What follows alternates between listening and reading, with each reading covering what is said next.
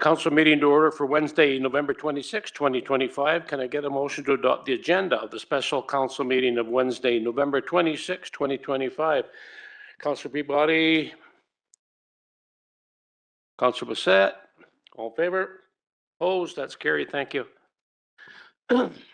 Okay, so today's meeting is the third meeting of our 5-year plan 2026 to 2030 budget sessions with an overview of several items including the tax levy, borrowing, surpluses, utility funds, and other matters like the RCMP contract, transit and municipal grants. Charlotte, as it has in the past, is going to lead us through the agenda items. Charlotte, the floor is yours. Thank you, Mayor Price. Welcome, council, staff, and members of the public. So I don't have too many opening comments today. There is a break at 2:30, and that is the only break we're planning. It's not a very long day today. Charlene has a PowerPoint presentation. When I'm speaking to the sections, I'm going to call up the agenda and we'll walk through the pages that way.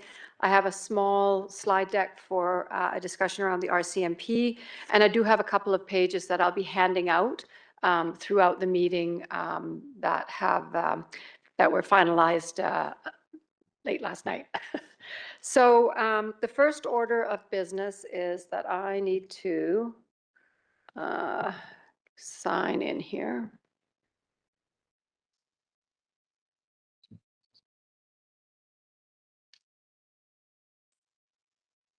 Oh, it's me. Are you going first? No. Okay. He just had me. Okay. Yes. Sorry, technology is not my friend.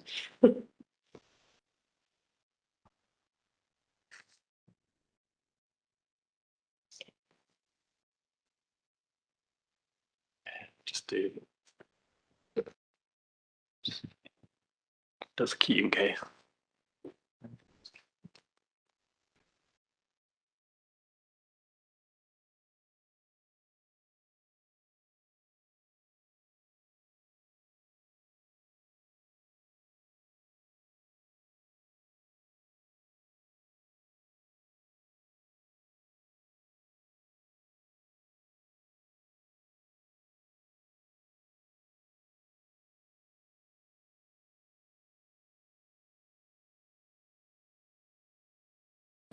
So the first page in our package is the tax levy page that council saw at the last meeting.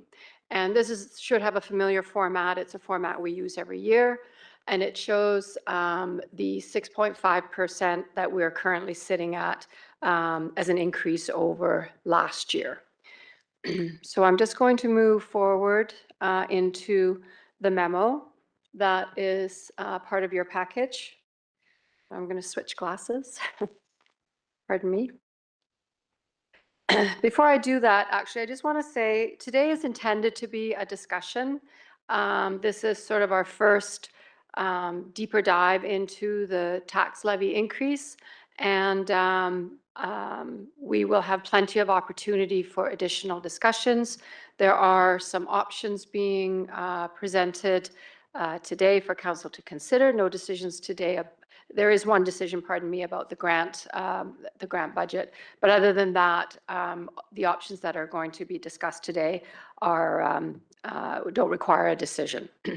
So one thing I would like to mention to council with respect to the 6.5% and how we got there. So I'm going to read from our memo. The funding of replacement fire apparatus is done through short-term equipment borrowing. To minimize tax levy fluctuations, replacements are staggered, so one loan is paid off before another begins. However, due to the lead times of design and procurement, we have ended up with debt payments for both the ladder truck and a new fire truck replacement in 26 and 27. The new fire truck is expected to be delivered in 2026, and the loan payments will start then. There are 2 years remaining on the ladder truck. To avoid a short-term spike in the tax levy, the 2026 ladder truck payment of $303,082 has been funded from surplus. The funding of the payment from surplus reduces the surplus balance to 2.4 million. Per reserve and surplus policy number 4050, the minimum recommended balance in the general accumulated surplus fund is 3 million.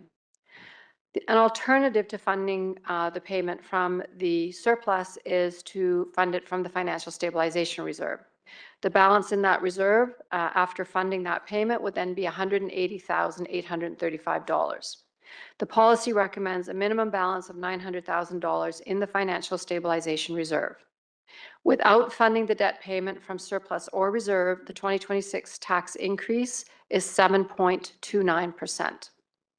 If Council agrees with the budget as presented to proceed with the funding of the debt payment from either surplus or reserve, staff will bring forward an authorization resolution at a future budget meeting. And then I think it's worth having a discussion about this before we move on to I'll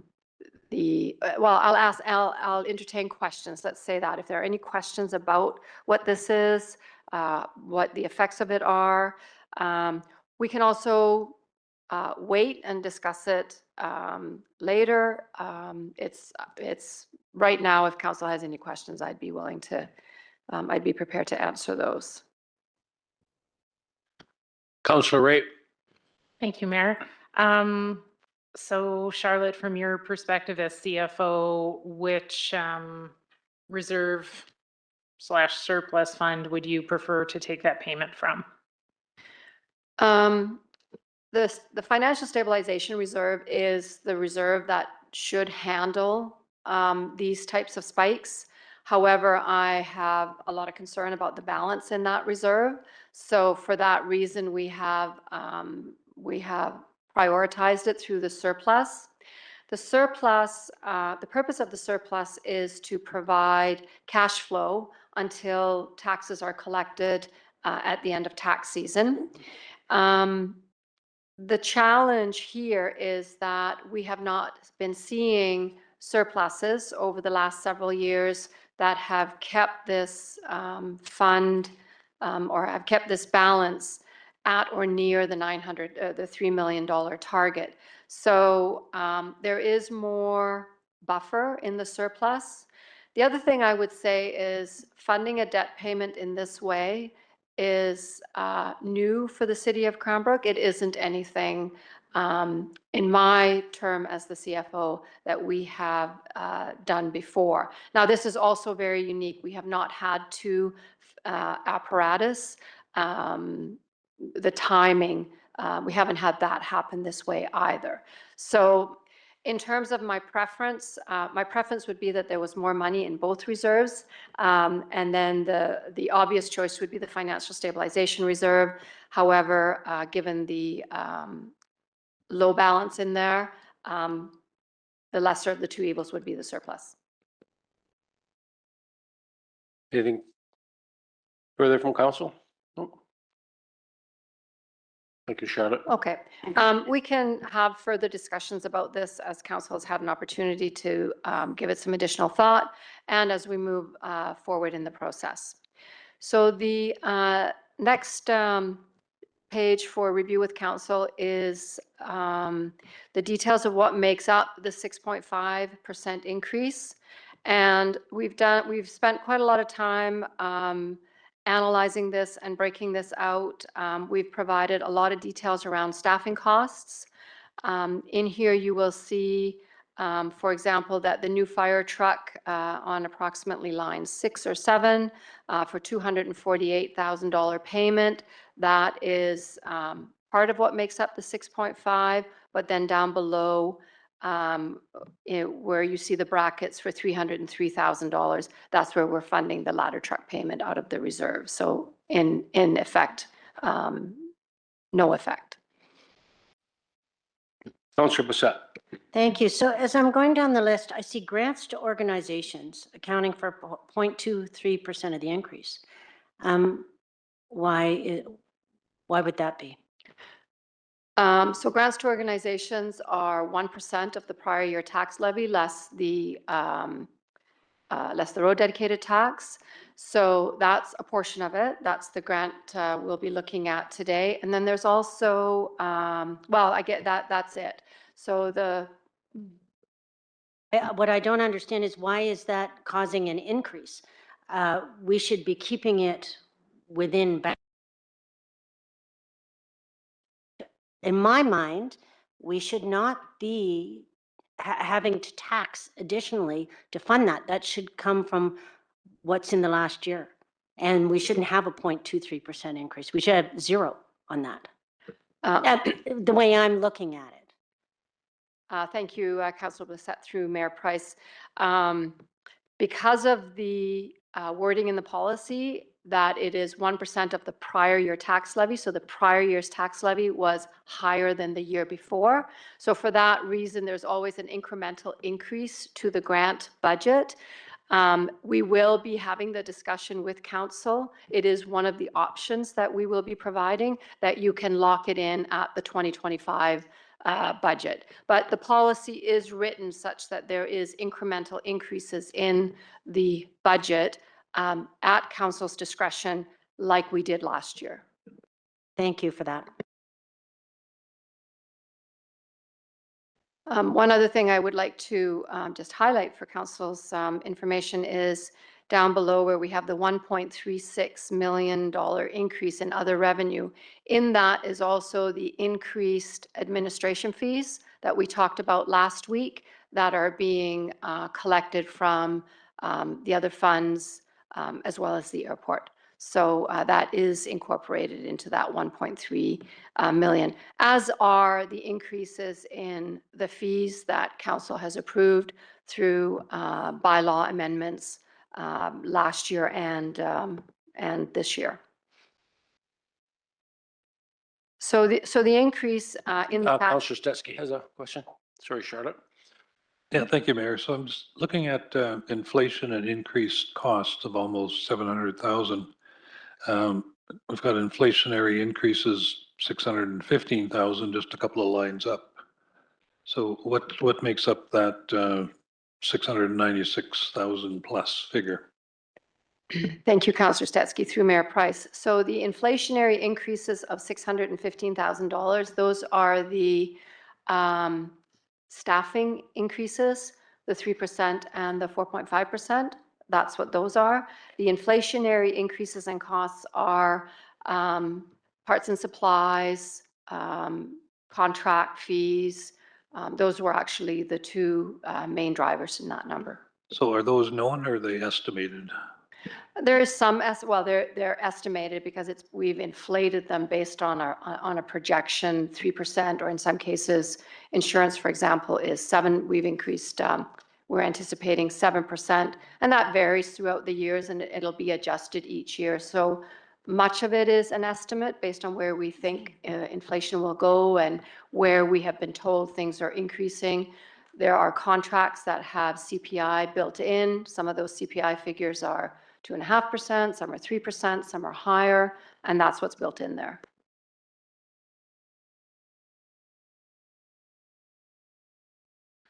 Councillor Bissett.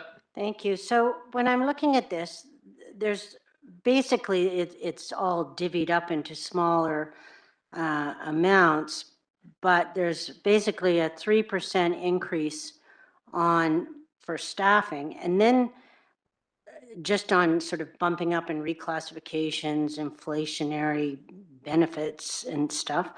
But when you say inflationary increases, so that's the rate that CAO Furcho has agreed to with staff, that's part of the contract, that's the contract increase, or are you just, I'm not sure why it says inflationary increase.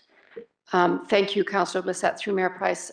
In terms of the CUPE agreement, it is in the collective agreement, Okay. 3%, and it is 4.5% IFF is what we are expecting Right. will be ratified. And for exempt is is the same as CUPE at 3%. So then I see, then there's a planning technician added onto that, and then there's inflationary increased costs. What's that? This on stuff, or is that on staffing? CAO Furcho, do you want to answer that?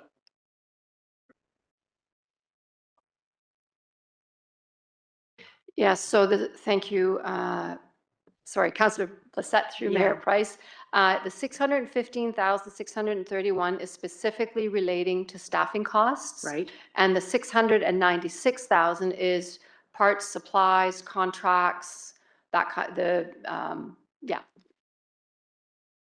Okay. yeah. So I'm assuming other than like, there's certain things we can make a decision on here and there's some things we can't. And so any of those, like the inflationary increase, benefits, insurance, reclassification, all that's a done deal.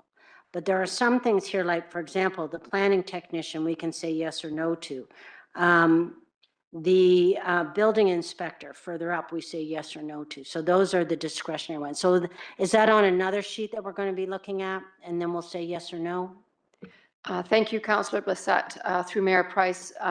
Just on that, I should have clarified this, that 25% planning technician, year 404. Yeah. So that was a position that was hired 3 years ago, that was brought in, paid Right. from surplus. Okay. But 25% each year was brought in to be funded from taxes. Okay. 2026 is the last year. So this person has been working for us for 3 years already. Yeah, so there's no Yeah. decision here. Yeah, so, and then I'm not sure if you mentioned the building inspector technician, that's a term position, and that was reviewed by Director Matika. That position Yes. is a term position for 2 years, funded from increased building permit revenues. It is not currently listed as an option for reducing the tax levy. If council would like to see that, then it would relieve some of that amount of building permit revenue to draw down the tax levy, and then that position wouldn't be approved by Right. council. Okay. I got Councillor Stutzky, then Councillor Peabody. Yeah, thank you, Mayor. And so just so we're clear, if we went along with the options for reducing and accepted all of them, that would take 1.91% off of 6.5. But we can't actually, I don't think. Oh, Pardon me, yeah, 1.91. If you executed all those options, 1.91 away from 650, yes. Okay. Councillor Peabody, then Councillor Graham. Thank you, Mayor. Just touching on the building inspector. Is that position, and I know Director Matika is not here to speak to it, but was that position to handle the current amount of development that we have right now or the expected future development? CEO Frischel. So Councillor Peabody through the mayor. So that concept is we are in kind of like a very high workload cycle there. And so that position would take not just the building inspector role, it's sort of the planning tech function and a lot of that front end where we're getting the most of the complaints are coming to council about, you know, are the issues over there. That would relieve some of that from the development community. And again, I just, you know, it's an in and out, I guess, for lack of a better term. So the cost is showing up in the line that shows tax increases, but when you go down to the bottom, when you go increase in other revenue, that's the increase in the building permit fee that would offset it as part of that $1.3 million. Like, so it's kind of an in and out one. Okay. And I guess supplemental, if I may, like it's been talked about around the council table that Cranbrook has a reputation for having the fastest turnover of development permits. Does having an extra building inspector play a part in that, or is that after the permit is issued? So I guess it's not, the term we're using with the building inspector on here is a little bit distracting, but it isn't necessarily the building inspector. It could potentially be the planning technician side. And it's really like the function of that department, although like the building inspection, the planning, the engineering, like all the different functions of it are working quite well. The load is heavy, and what's happening is that front end piece where the developers are engaging with our staff is where we're seeing the most complaints come to the council table from the development community, and most of that where things are going sideways, and this would help alleviate that during this very busy time. And then what we're going to look at going forward in the future is after this period is a restructure a bit to continue with a different sort of a structure that better handles that piece. So this is Okay. just, like I said, that's why it is a 2-year term position is what we'd be hiring, because we're gonna have to do something different going forward. And we don't think we're gonna be in this high cycle for forever either. Like construction has so- booms and bust Yeah, yeah. cycles, right? We're just, with a large, very complicated types of developments coming right now and the number of developers coming in, it's just, it's not like single family homes and normal subdivisions. Yeah. It's apartments and it's, you know, fairly substantial development, so. Gotcha. So it's one more supplement, if I may. Yep. So like, I know our planning department, we've moved from having like 2 members in that in planning. Now we have 3. And this is basically adding a temporary 4th. Yeah, to the planning and engineering and building inspection. So it's a front end person to work on that whole front. Okay. Yeah. Okay, thank you. Councillor Graham. Yeah, thank you. I just to stem off of what Councillor Peabody was talking about from myself. I feel like with that building inspector planning technician, because it's a 2-year term and because of how it's being presented to us, I feel like we're actually doing it at the right time versus it seems like last time when we staffed up, the boom was over. Now we have a glut of staff that are in a unionized position or in a position where you just can't move and get rid of them. I think building needs to be nimble. It needs to be operated on contracts that ebb and flow with development and with money coming in. So if we can work towards making that nimble around those things, I think that makes sense because staffing can ebb and flow with building permits. If building permits are down, can half the department. Things come up, staff it up. So I think we're kind of close to that. The other question I had was just around RCMP contract on this, but I don't know, Charlotte, if you want me to wait until you actually talk about it, or do you want me to tear into it now? Let's take a breather and tear into it in a few minutes. Okay. Councillor Ray. Thank you, Mayor. To our CAO, Mark, would you say that the building inspector planning technician position, the expense versus the incoming revenue, are we looking at a revenue neutral situation? Close to revenue neutral? What I would say is over the next, I'll just say, you know, my colleague over there in finance, Charlotte, is very conservative in what we feel is coming in that area, and we should see some better numbers than what is projected, we think, based on what's coming through the door with some of the big developments that are going to generate substantial permit fees. But finance has to work with the rules finance has, and development and economic development side have to be more aspirational. So somewhere in the middle we need to meet.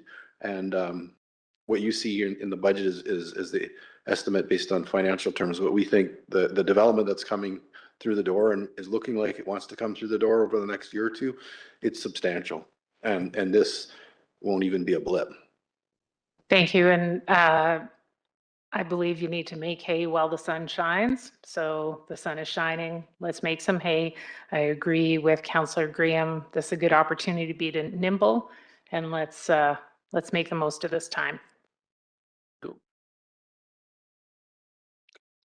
Yep, Councillor Brissette, that's what we're here for. Yeah, I'm going to bring a cloud in. I've been at this table before when we talked about how all those positions that we were adding in were going to be paid for with development. And we seem to be having tax increases. So I'm not as convinced that all these things are revenue neutral. I tend to see a growing trend. And we keep having tax increases. So we just need to keep a sharp eye on this as we move forward.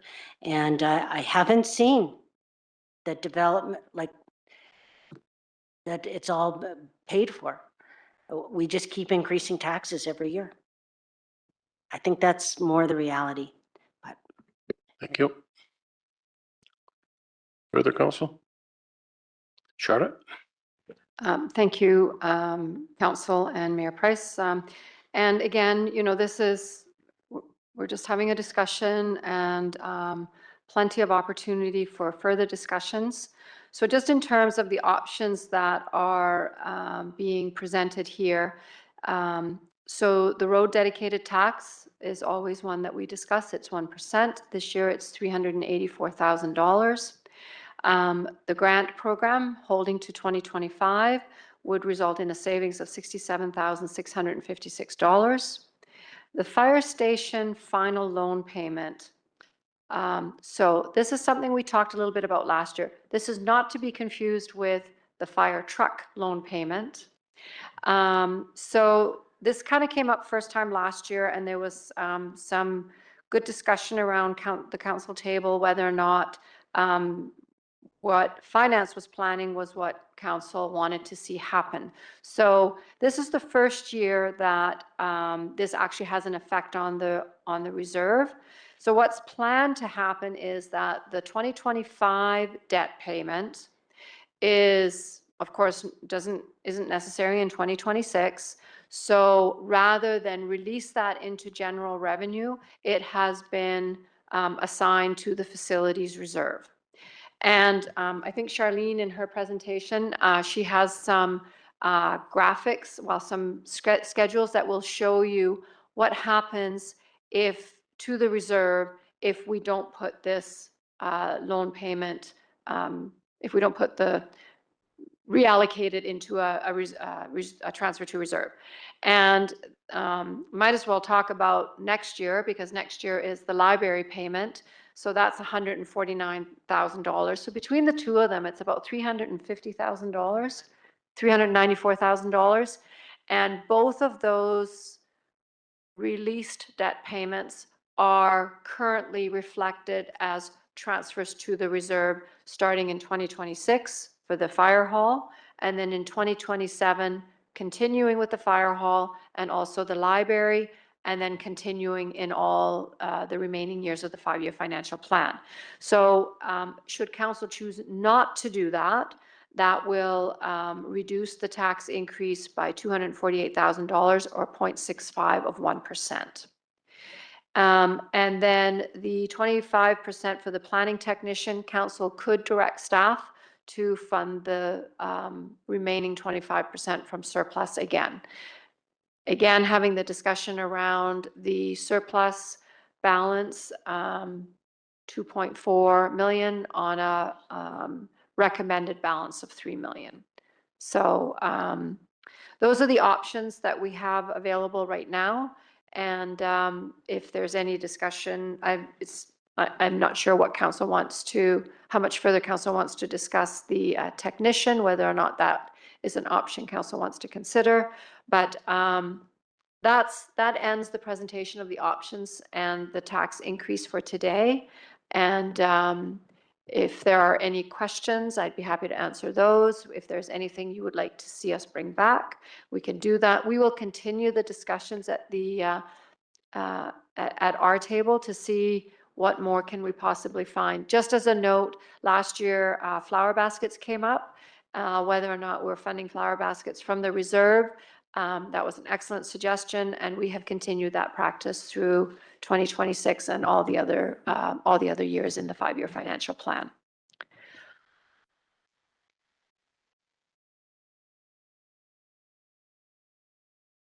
Okay, I will turn it over to Charlene. Okay, I just have to get this going here.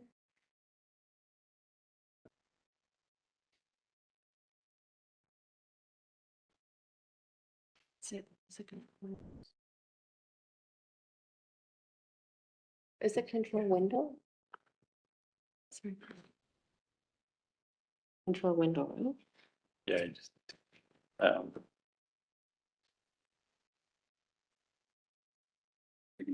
try taking over.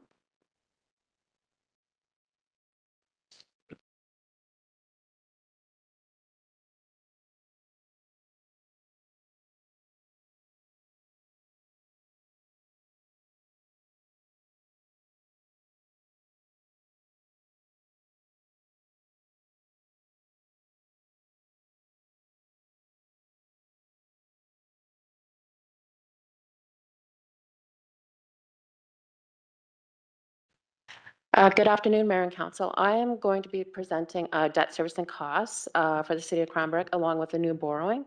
So we are showing debt servicing costs for 10 years to show the financial debt trends which will help us evaluate the city's ability to manage the debt within sustainable limits. So before we get into that, though, I wanted to just do a brief overview of municipal borrowing, just as a refresher. So municipalities have access to different types of borrowing depending on specific situations. Revenue anticipation borrowing is there to provide cash flow to finance operations between January and July before taxes are collected. The amount the municipalities may borrow is limited to the amount of unpaid taxes imposed during the current year and must be paid back once property taxes have been collected.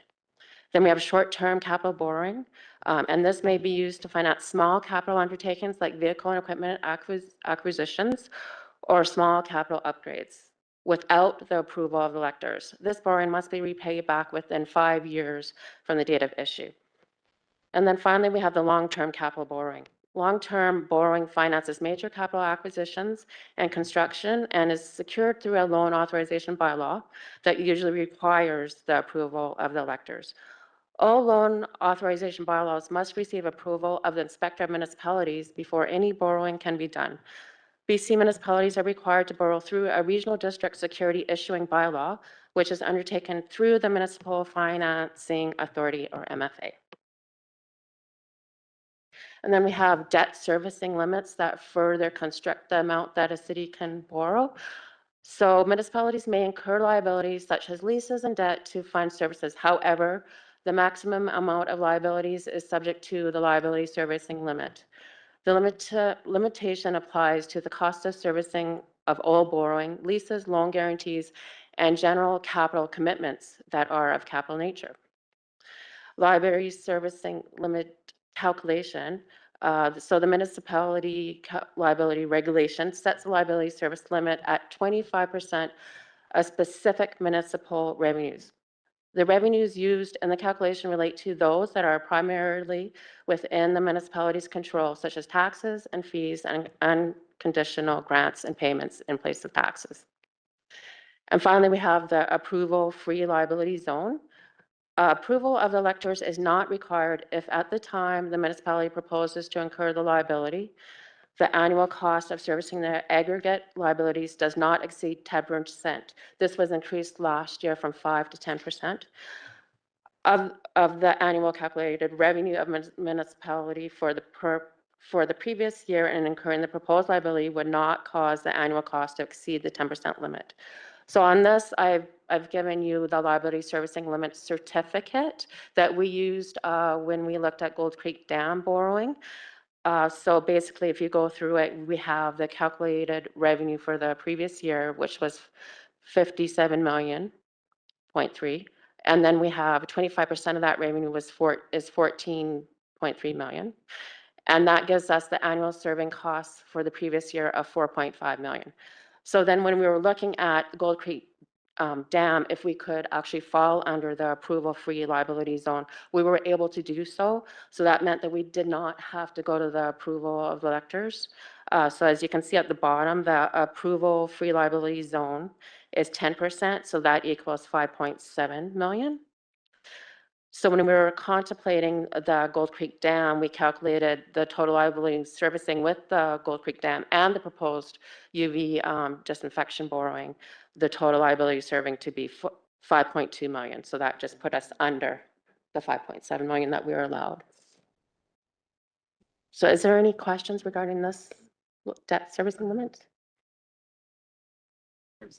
Councillor Graham? I think just a comment is the province looks at what our debt servicing limit is and also looks at what percentage of debt we carry. And that was, weirdly enough, was one of their solutions to municipalities needing money as the provinces, like, you aren't using enough of your debt. I just found that strange. So I think and I think through talk and what's happening with the Minister of Finance, I still think they're going to be pushing for that, for us to take on heavier debt loads versus other alternatives for managing the cities.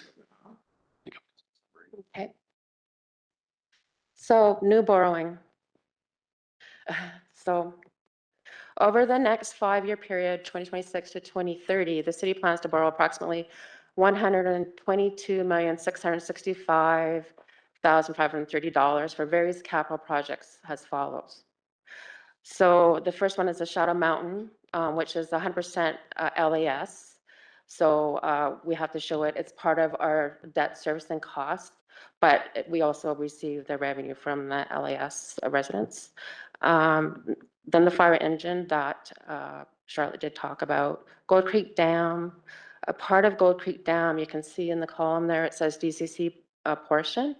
So 990,000 is paid for by DCCs. We do not have enough DCCs in the water fund DCCs to cover, so we're borrowing on their behalf. And currently we can only, according to the bylaw, interest is not in the bylaw, so we can only recover from DCCs their portion of the principal payment, which is the 19,178 of the annual payment of 593,712. We have the FS walls at 5 million, the Phillips Reservoir bypass pipeline.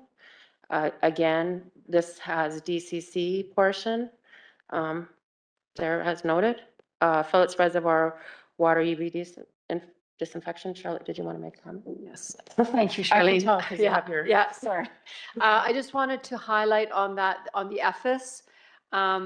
It says in 2026, but as council knows, with the work that Tony is doing with the facilities assessment, that will get pushed out. And often what happens here is because the debt schedules are so complicated, or there's a lot of detail in there. Tony might have moved that 2 weeks ago, and for Charlene to catch it up in her schedules, it just gets a little messy, and there's lots of opportunity for error. So that one in particular, I'm quite certain it's been moved out. I don't know if it's out past 2027, but it is unlikely to happen like that. Just wanted to point that out to council, as I'm sure you would have been thinking that, given what Director He2 has presented on all of the facilities. Okay, thanks, Charlotte. Carrying on, we have RCNB building a design and reno, borrowing of 12 million, 12.8 million. The water trunk main, 4.6 million. PVR upgrade station 1, 2.7 million. Phillips Reservoir twinning supply, this is another DCC project, and it's in at 8.8 million total, but the DCC portion is 6.1 million, but we can only recover the principal portion, as I previously said. Transfer pipeline phase 2 is at 2 million. Sanitary sewer, 15th Ave, 3.5 million. The water treatment plant at 16.6 million.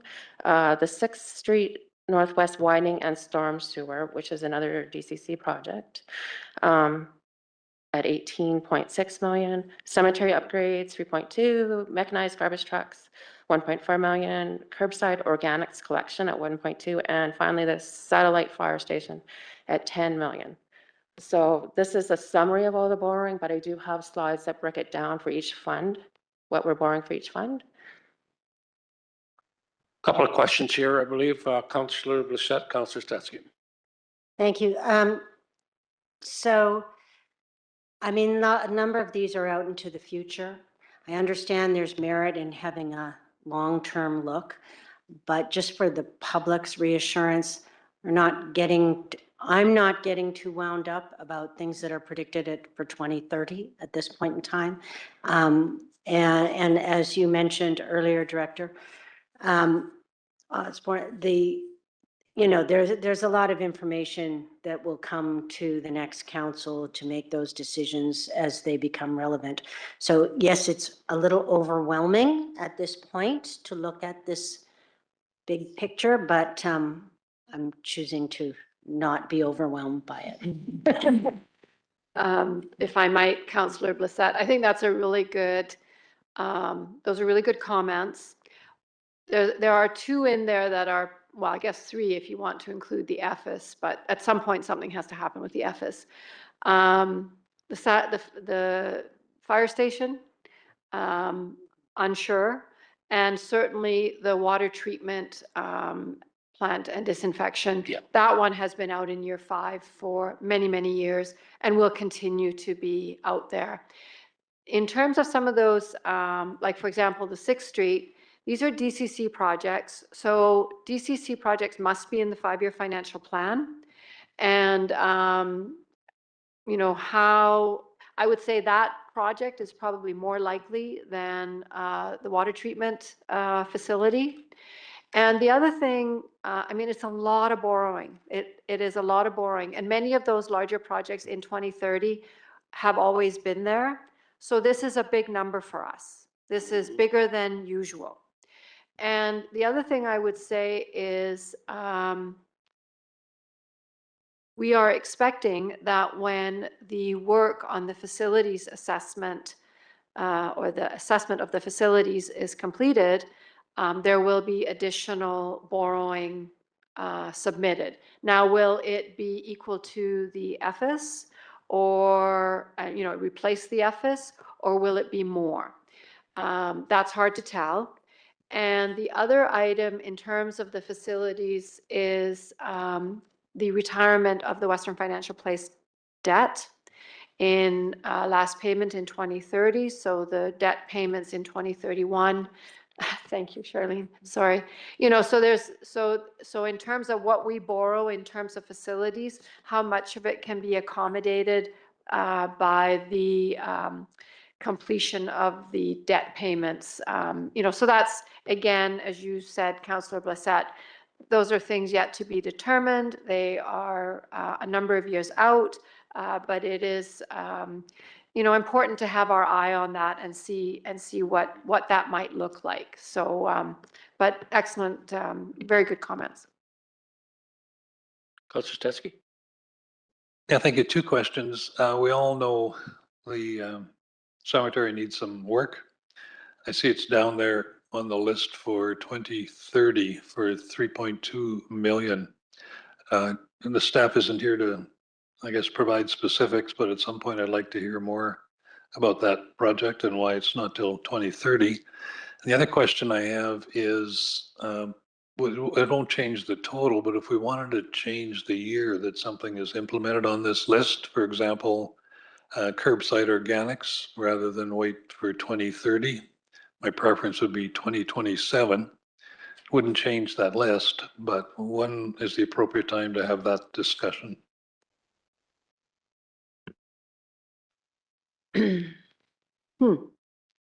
Well, in terms of from a borrowing perspective, anytime.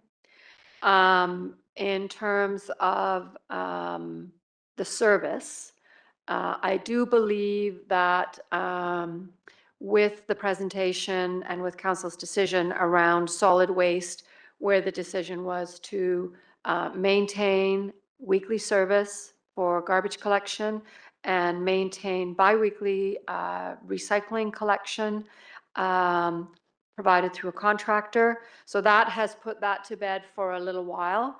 And I do think at that, I do think that there was some discussion at that meeting where, because at the meeting it was postponed to 2030, and I think there was some discussion around the table suggesting that it be brought up sooner. So that's all I have. I don't have anything specific, but I believe that's what came out of that.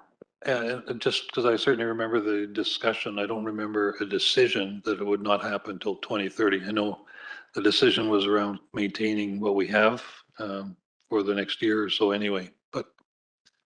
Just Mayor Price through to Councillor Stetsky, just as with anything in local government, it's always, you know, council can bring anything up anytime and direct staff. The reason it's in the schedule like it is after the last conversation with council is that we currently have, you know, sized and spec'd out garbage trucks that it's not an easy fit. So the next time the garbage trucks are due for replacement is 2030. So the concept and the way this structure is that the mechanized garbage trucks and the organics collection will all be done in 2030, because then we spec out the new vehicles. And so it's a whole new program. Whereas now trying to make it fit with the existing equipment as we're structured, it's a little bit less easy to implement. And then that was kind of why it's in the schedule like this. But as I said, council can direct staff to make changes anytime. There's just different implications around costs to do that.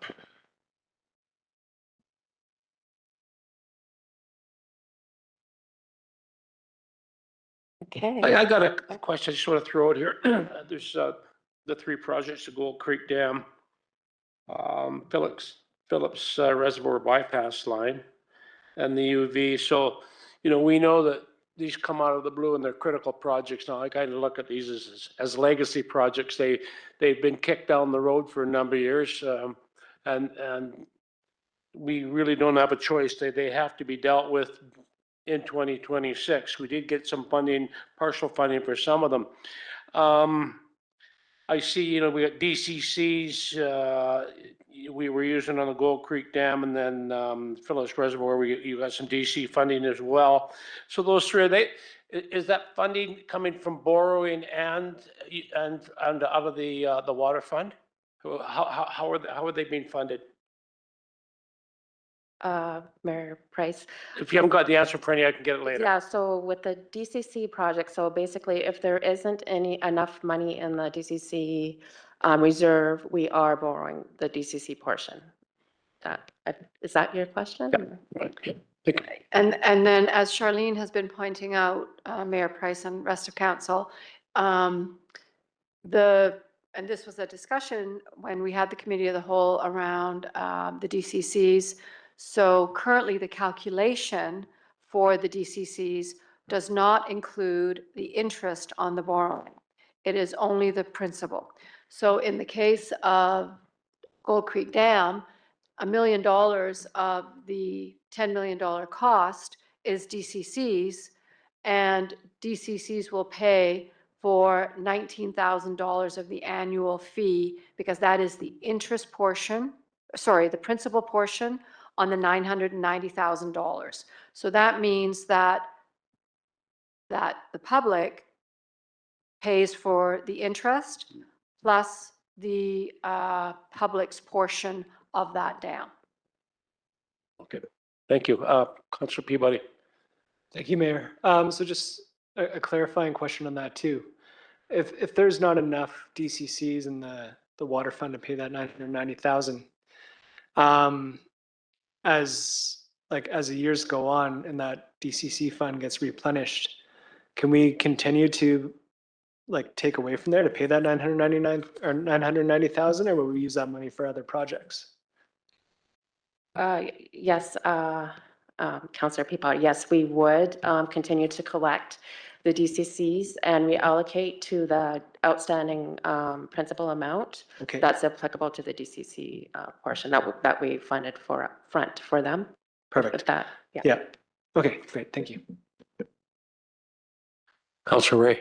Thank you, Mayor. So as the budget process moves along, do you foresee there'll be some updating of some of these dates based on the information from Director Haytu and whatnot, for the year where that borrowing is occurring? Councillor Ray, through Mayor Price, do you mean for the borrowing? Yes, ma'am. It is unlikely that we will have the information from Director Haytu for this budget cycle. I think council should expect it next year.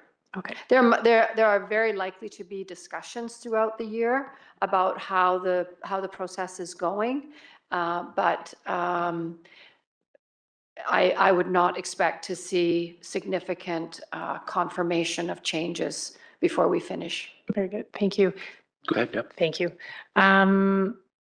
I believe it's around capital borrowing. Have we had some discussion about looking to the future, looking 10 years ahead rather than 5, stretching our timeline out? And just wondering where we're at in that process. Thank you, Councillor Blissett, through Mayor Price. And Charlene will probably have some comments on this as well. Her schedules are out 10 years. So, but of course, the data in those schedules is contingent on the projects being in the plan. So it is something we are working towards, is to populate a 10-year capital plan. I would say that once Director Hetu has finished the work on the facilities, we will be in a much better place to have a more comprehensive 5-year financial plan, because what doesn't, some things are, 10-year plan, some things are being populated 10 years out. For example, at the spray irrigation, after Caitlin completed the asset management work out there, the assets needing to be replaced are in a 10-year financial plan and probably beyond. So, but, one section's data doesn't really make it a 10-year financial plan or capital plan. But we are gearing towards that. And there's we've been looking at what other communities have been doing, and it's once you really commit to it, there's a lot of public consultation. There's a lot of discussion. You don't necessarily have to, I suppose, but there's a lot of information that goes out to the public, and it does help with the understanding of these very large projects, and how we need to look further into the future than 5 years in order to be better prepared for them. Charlotte, just while we're on the debt servicing and borrowing,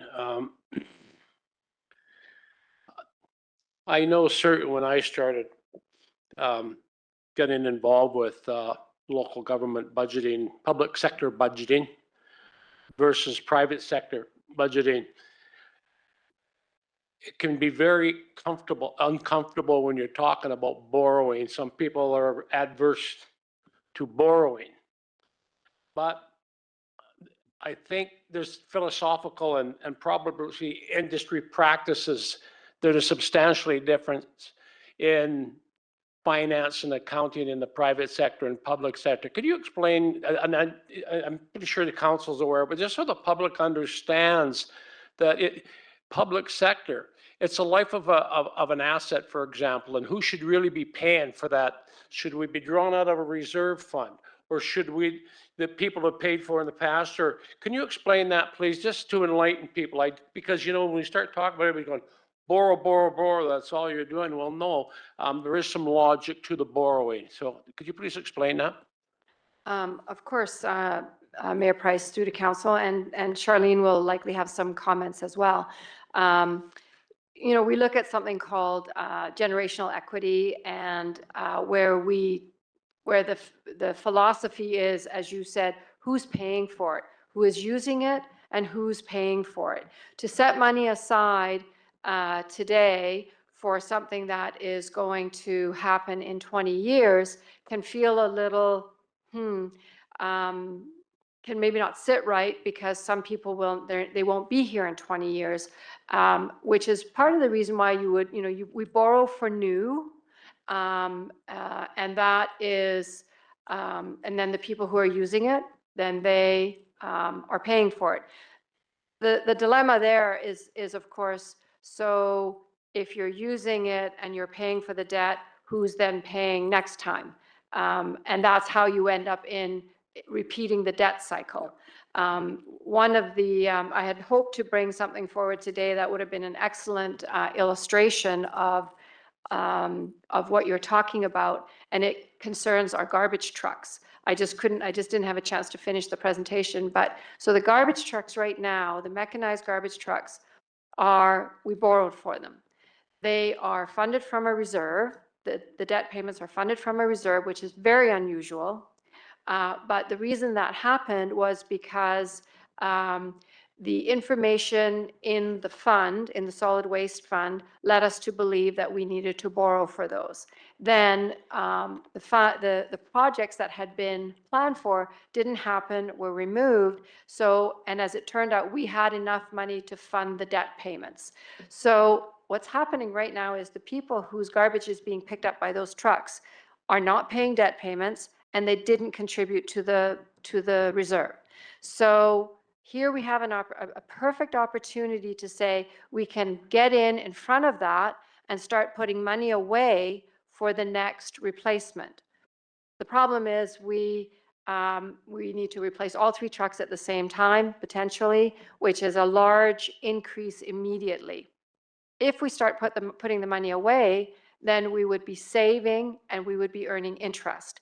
And we would need to collect less from the public in order to fund these. So it's getting a little complicated, but this is an opportunity where, because it's so short term, it's only 5 years, it makes sense. It would make sense to save for it.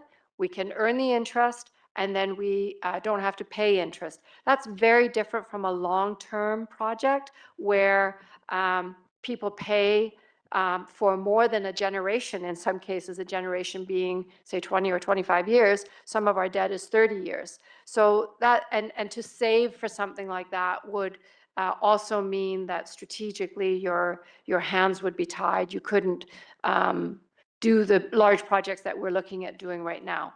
I probably would have liked a little time to rehearse that, but in a nutshell, that's local government borrowing for you. I don't know, Charlene, if you have something you wanted to add. I don't actually. I think you did a good job. I think just basically the reason why we're trying to build up the capital reserves is so that we can look ahead and not rely so much on borrowing. Yeah. Yeah, so thank you for that. I just thought it was important, that we did explain that, the average person out there, when you're managing your home finances, it's quite different than how public sector government has to manage budget. And certainly the job you do, it's a balancing act for sure, especially at the local level. Councillor Stetsky has a question. Yeah, thanks, Mayor. So a couple of these are basically replacing existing assets. A lot of them are new.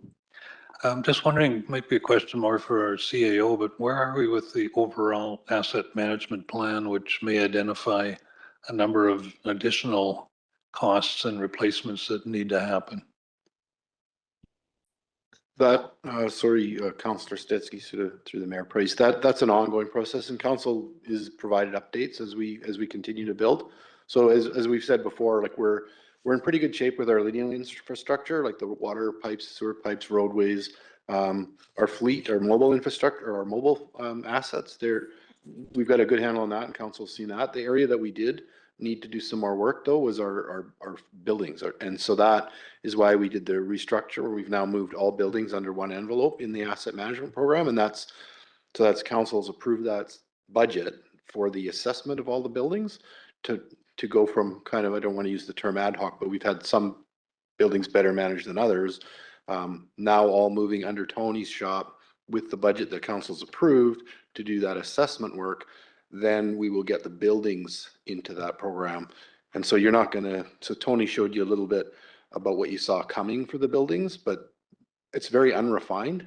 Those are like, we now need to do the actual testing. It's like that same concept around when we do the water pipes. You have your theoretical service life of the different types of pipe, but you don't know how that type of pipe material actually performs in that type of soil or under those conditions. So you do your actual testing, and then from that you can build your asset management program. So a lot of what he showed you was just that theoretical life, and now the buildings will get moved into our asset management program. But other than that, piece missing or work that Tony's now got the budget to do, everything else is fully within our asset management program. So Cranbrook's actually quite far ahead of a lot of places that way.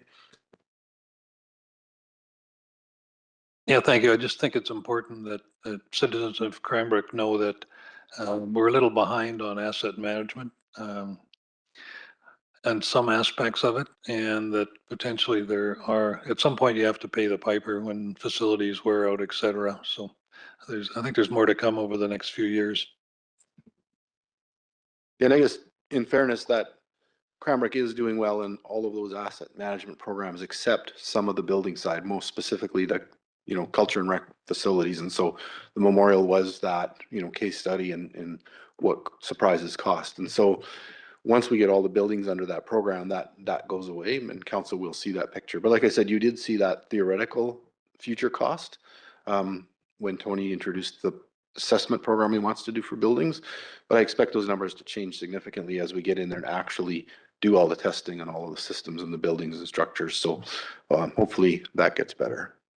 I could make a comment just sort of related to that. I was, a few weeks ago, I was down at the 2025 Asset Management Conference and was asked to speak in a forum, and there was 230, 250 people there, different communities there. What I got out of that, certainly trying to see where Cranbrook fit in. We're one of the leaders in the project, or in the province for asset management. Cranbrook received an award 2 years ago for having the best asset management plan in the province, a municipality. So our staff have done an incredible job getting out in front of it. And our buildings were probably the last component to it. We did have buildings identified. It was maintenance and whatnot on it. But you're absolutely right, Councillor Stetsky. They've done such a good job that we realize the funding for it has not been considered in the past. And how do you do it until you got the plan fully developed? So we certainly are not positioned great financially. Certainly finance and engineering are aware of that. They're working towards that. So I think that way we're in a good place. At least we know. I can tell you that probably 3/4 of the people attending down there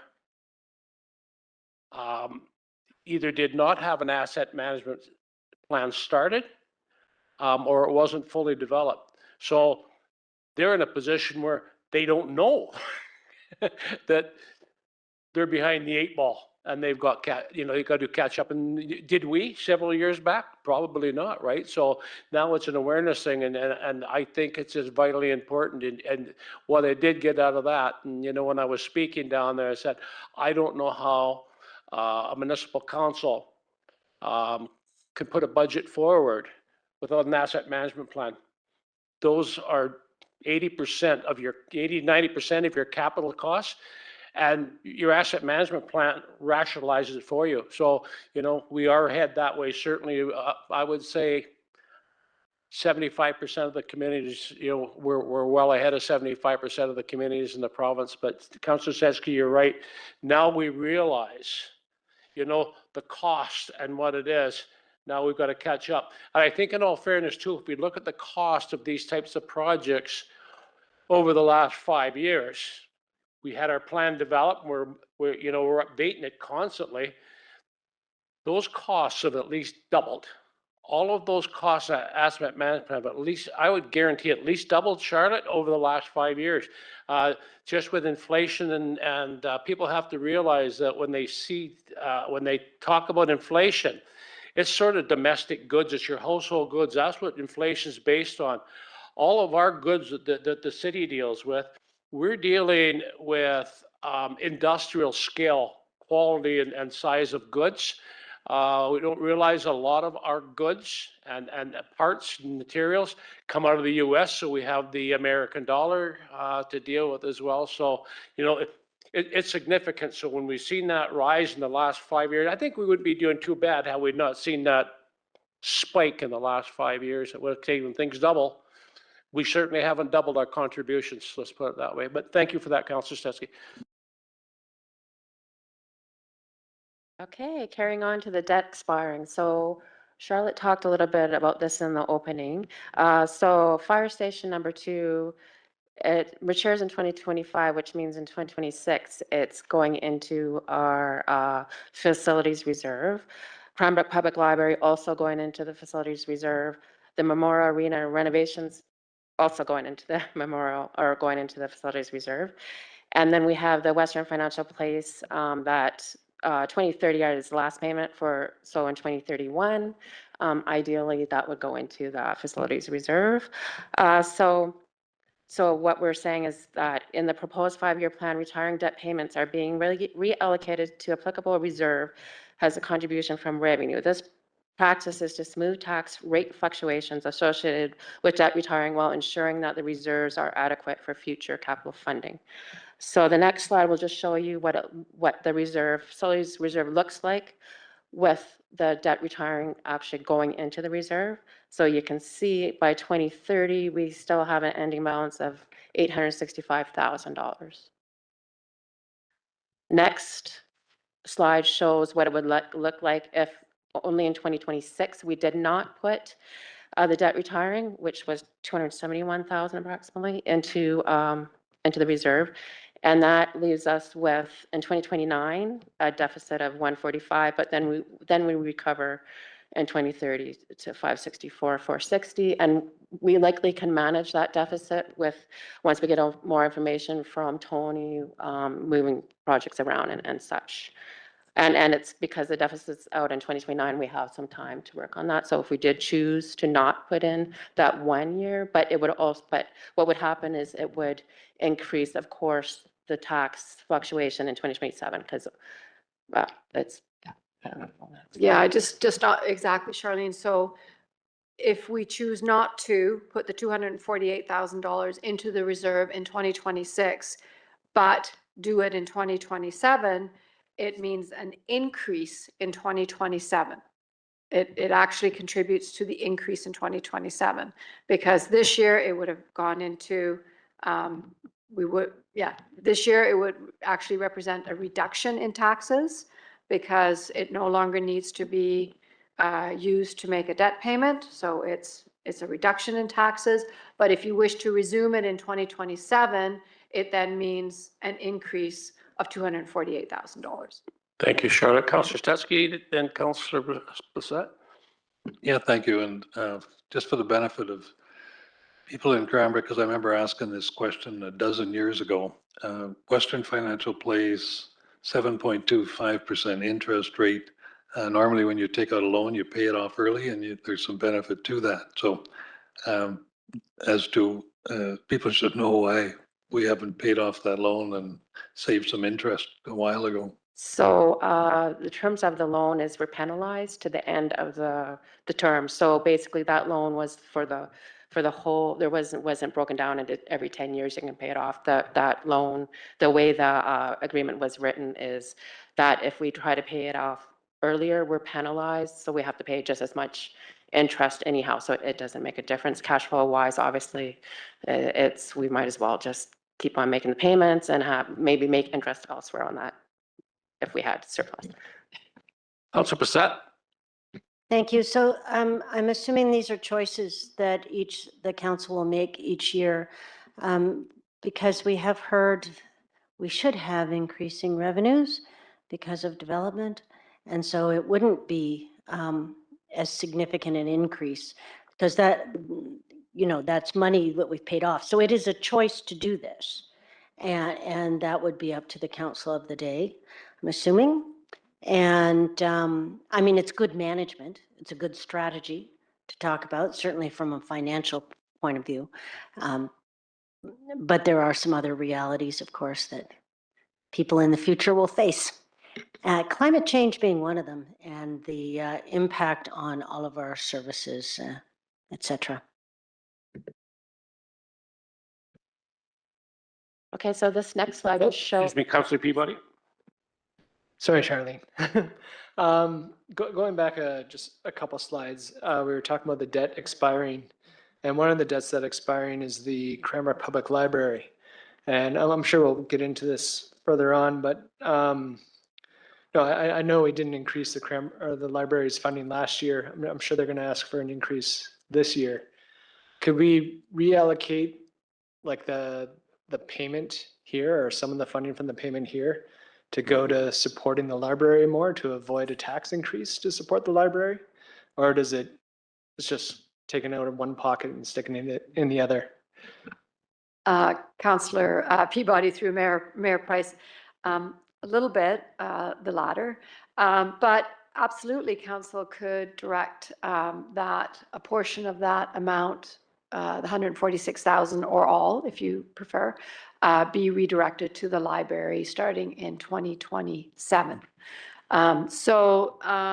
But again, similarly, the impact on the reserve would be impacting the reserve in terms of the balance that's available in there. So yeah, it is, whether you give it there or give it here, it has to come out somewhere. Yeah, yeah. So if you choose to give it to the library, but you recognize that you need the money in the reserve, you have to raise taxes. If you choose to put it into the reserve, but recognize that the library needs more money, you need to raise taxes. Okay.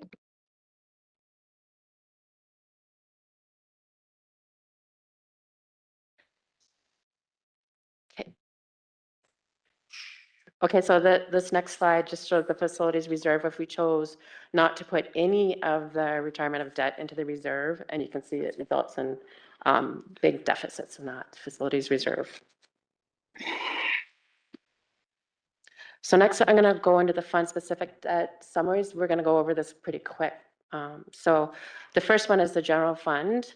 So we have the current debt, as you can see, and then we have the new debt, which we looked at in the summary. That first page had that new debt in there.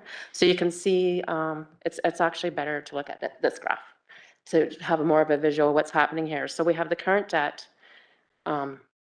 going down. By 2031, it's actually pretty low for the current debt, but then we're taking on new debt.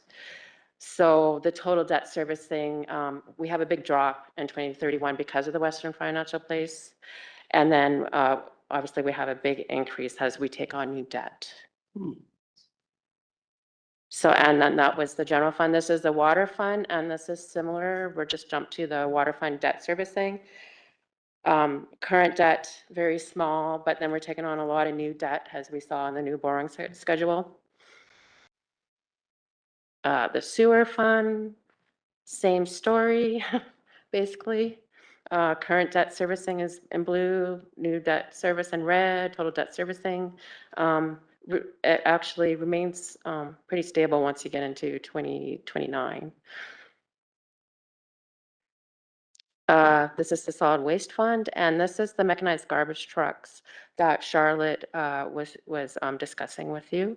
So we have, jump to this slide. So we have the current debt servicing for the current garbage trucks. By 2030, there's no more payments, but in 2031, we are funding 3 new garbage trucks by debt.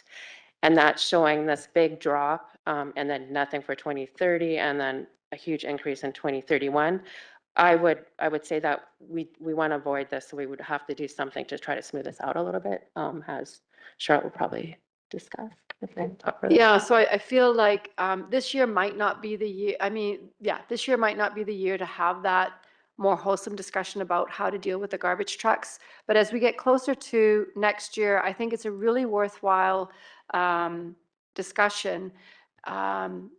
When we were running the numbers, it was, 100% borrow, 100% save, or something in between. And probably the something in between is the right decision because it avoids really spiking the fees. But then it gets us into a situation where, in this situation, as I said earlier, because it's such a short-term debt, it's 5 years, it makes sense if you can save for it. If you can get yourself into a situation where you can save for it. And actually the difference between 100% borrowing and 100% saving, it is over 3 replacement cycles, so it is quite a few years. It's over $1 million.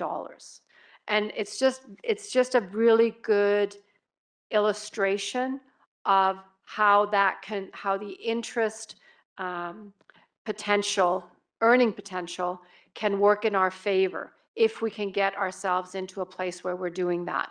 And slow and steady is probably the answer as opposed to like what Charlene is showing there, which is what would happen if we don't start saving. So in my analysis, I looked at, and then I looked at buying 3 trucks in 2030. 1 we save for, 2 we borrow for. The next replacement, 2 we save for, we borrow for 1, and then by the 3rd replacement, which is 21 years from now, but we do have to think like that. Then you have the money's ready to go to buy the 3. And then there's also a discussion about, do you need to buy all 3 at the same time, right? Isn't it better to spread it out? So those are all discussions that are going on, kind of behind the scenes, but things that I think are really worthwhile bringing forward to council to show, especially, like I say, especially on these short-term borrow situations.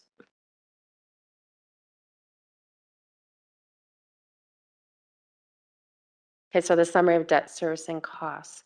So this slide shows what all this new borrowing and the current borrowing looks like for debt servicing and the impact on our liability servicing limits.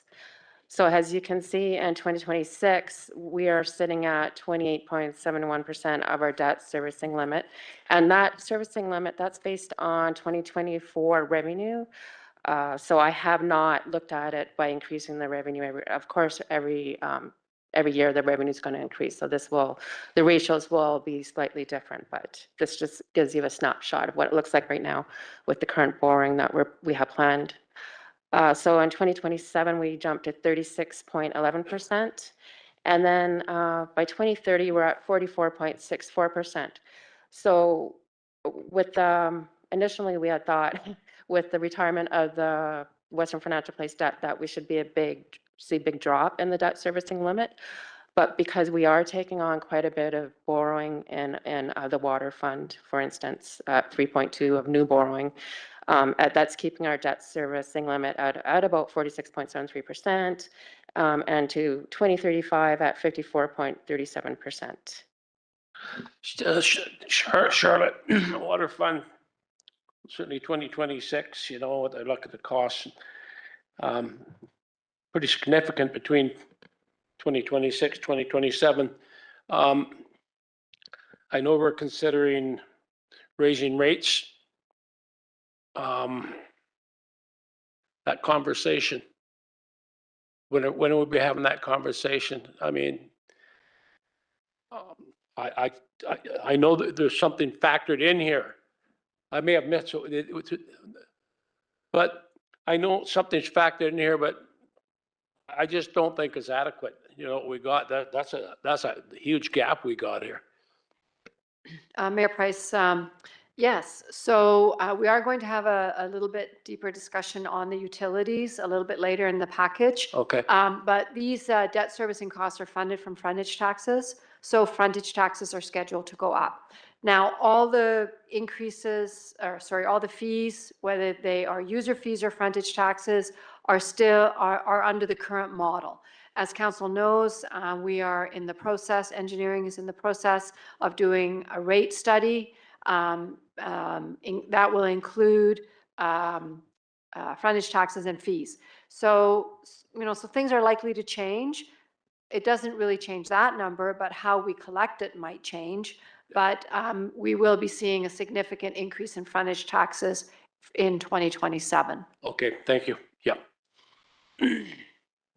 I just, and on that, you know, we've had discussions with Director Matika as well about the water and sewer program, portions of the road program, and how inadequate the $1 million that we are still trying to get to. 2026, we are going to get to $1 million. And as you were referring to earlier, Mayor Price, the escalation in prices since we implemented that now 4 years ago has just been so tremendous that the $1 million that we were targeting is not sufficient anymore. And at some point, I know Director Matika will be coming back to talk to council about that. So a lot of discussions in the upcoming year about the utilities in particular. Thank you.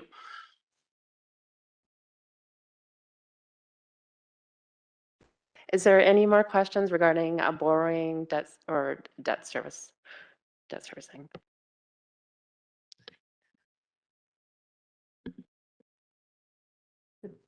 Councilor Ray. Thank you. So just thinking back to an item from the council meeting the other night, you know, looking at proactive procurement in order to take advantage of cost savings. And this is a big picture question, not for us to decide today, but I wonder if we might have an opportunity to update our overall policies somewhere to say we support strategic early procurement in order to realize cost savings. Just a thought at the policy level.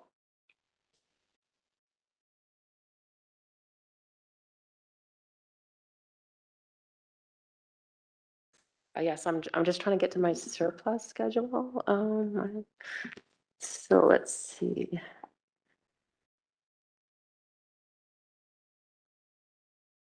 Look at that. Okay, so so this is the cumulative surplus. It's so as Charlotte alluded to when she talked about the general fund surplus, we are below our minimum level. Now this doesn't contemplate any surplus for 2025. But this is where we're sitting right now, is that 2.4, that does include funding that fire ladder truck payment from the surplus. So these surplus balances, the minimum and optimum levels are actually embedded in our reserve and surplus policy number 40-50, which says a minimum and optimum balance shall be established for each reserve surplus fund. The minimum balance will ensure that each fund is not depleted to the degree that is no longer able to serve its intended purpose. The optimum balance ensures that the city's guiding principles and objectives are achieved and that excess funds are not remaining idle that could be otherwise utilized for other corporate priorities. A review of the actual minimum and optimal fund balances shall be undertaken annually. So then based on the 2026 to 2035 year plan, I have looked at what the balances should be, the optimal and minimal. So at the bottom here, you can see we have the minimum for the general fund at 4 million, water fund at 810,000, sewer fund 553,000, solid waste at 312,000, and then airport at 615,000. Counselor Stetsky, do you have a question? No, just a comment, because I know it can be quite confusing if you're not used to looking at these numbers, but because municipalities are not allowed to go into debt, right? We know that compared to provincial governments, federal government, we're not allowed to borrow more than the province says we can, might be another way to put it. So do you want to just explain briefly how that works? The fact that we can borrow, but there are maximum limits to what we can borrow, and we're far from that maximum limit. Thank you, Councillor Stetsky. Yes, so we cannot budget for a deficit. And if a deficit happens, we must fund it the following year. And so we have, it's becoming very challenging. Our budget is always balanced, meaning that revenues equal expenses. We can't budget for a surplus, we can't budget for a deficit. But as we've talked about around the table many times, the surpluses that were experienced in the past are not happening anymore. So, which means we're running really, really close to that balanced budget, which is great, except it leaves no room for error. So, you know, it's from my perspective, I'm happy if we budget well, and but it's also challenging to budget so tight because you run the risk of creating a deficit. Unintentionally, of course, we would never budget for it, but if we do, we have to make it up. And in some cases, you have to tax for it. You would have to, if you have a deficit of $800,000 and you can't find it some other way, you will have to tax for that the next year. Councillor Graham? Yeah, thank you. Just a question on the accumulated surplus with the airport. If its optimum is 500,000, we're sitting at 2.7 million. I know there's a bit of work going on out there, but like, why aren't we doing more? Or I know we can't move it into our stuff. It has to stay at the airport, which is fine, but let's use it. Like, I feel like maybe we're sitting on projects or sitting on things that we don't have to be because or up the optimum limits then, so it looks better. Like it's just going to keep growing. So I'm just curious around, around that. So if Optimum is 500 grand, then why is there 2.7 in there? It should maybe be moved to something else with the airport. Councillor Graham through Mayor Price. So with the airport, so I'm just a little bit behind moving it. So basically, we did have planned borrowing at the airport for 2 million. We decided we do not have to borrow for that, obviously, because we do have lots of surplus. So what's happening now is I plan to move the airport surplus into the airport capital reserve. So there is a lot of stuff happening at the airport. They're looking at expanding the airport terminal renovations and such. So this surplus will be spent.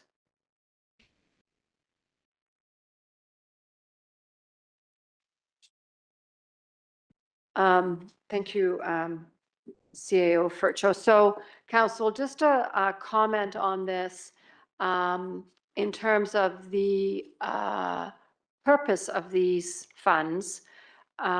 This is not a bank for capital projects.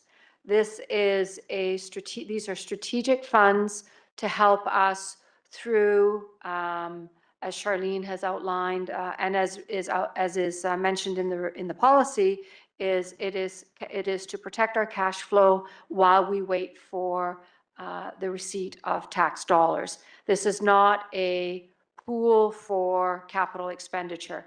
In the case of the airport, like Charlene said, she does manage the surplus, and she does manage the surplus in the other funds as well. There just hasn't been an opportunity to move funds out of surplus into the reserve, and typically we would come to council and have those discussions. You may remember the waterfalling exercise we might have had an opportunity to do a couple of times in recent memory, but this is not a pool for capital expenditures. Mhm.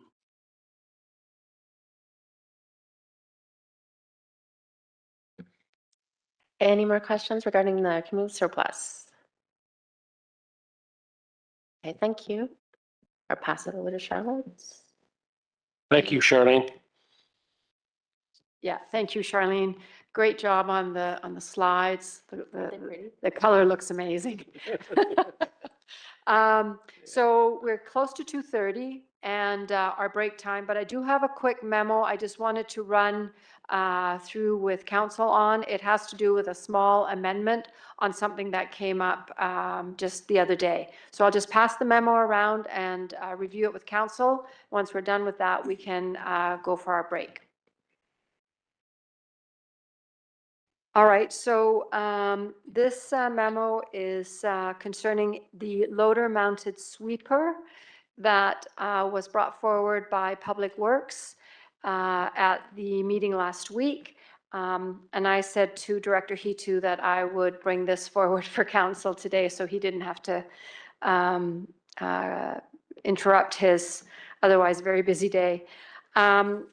So in 2025, the Public Works team tested a demo loader mounted street sweeper, which supported the decision to make the 2026 capital request for this item.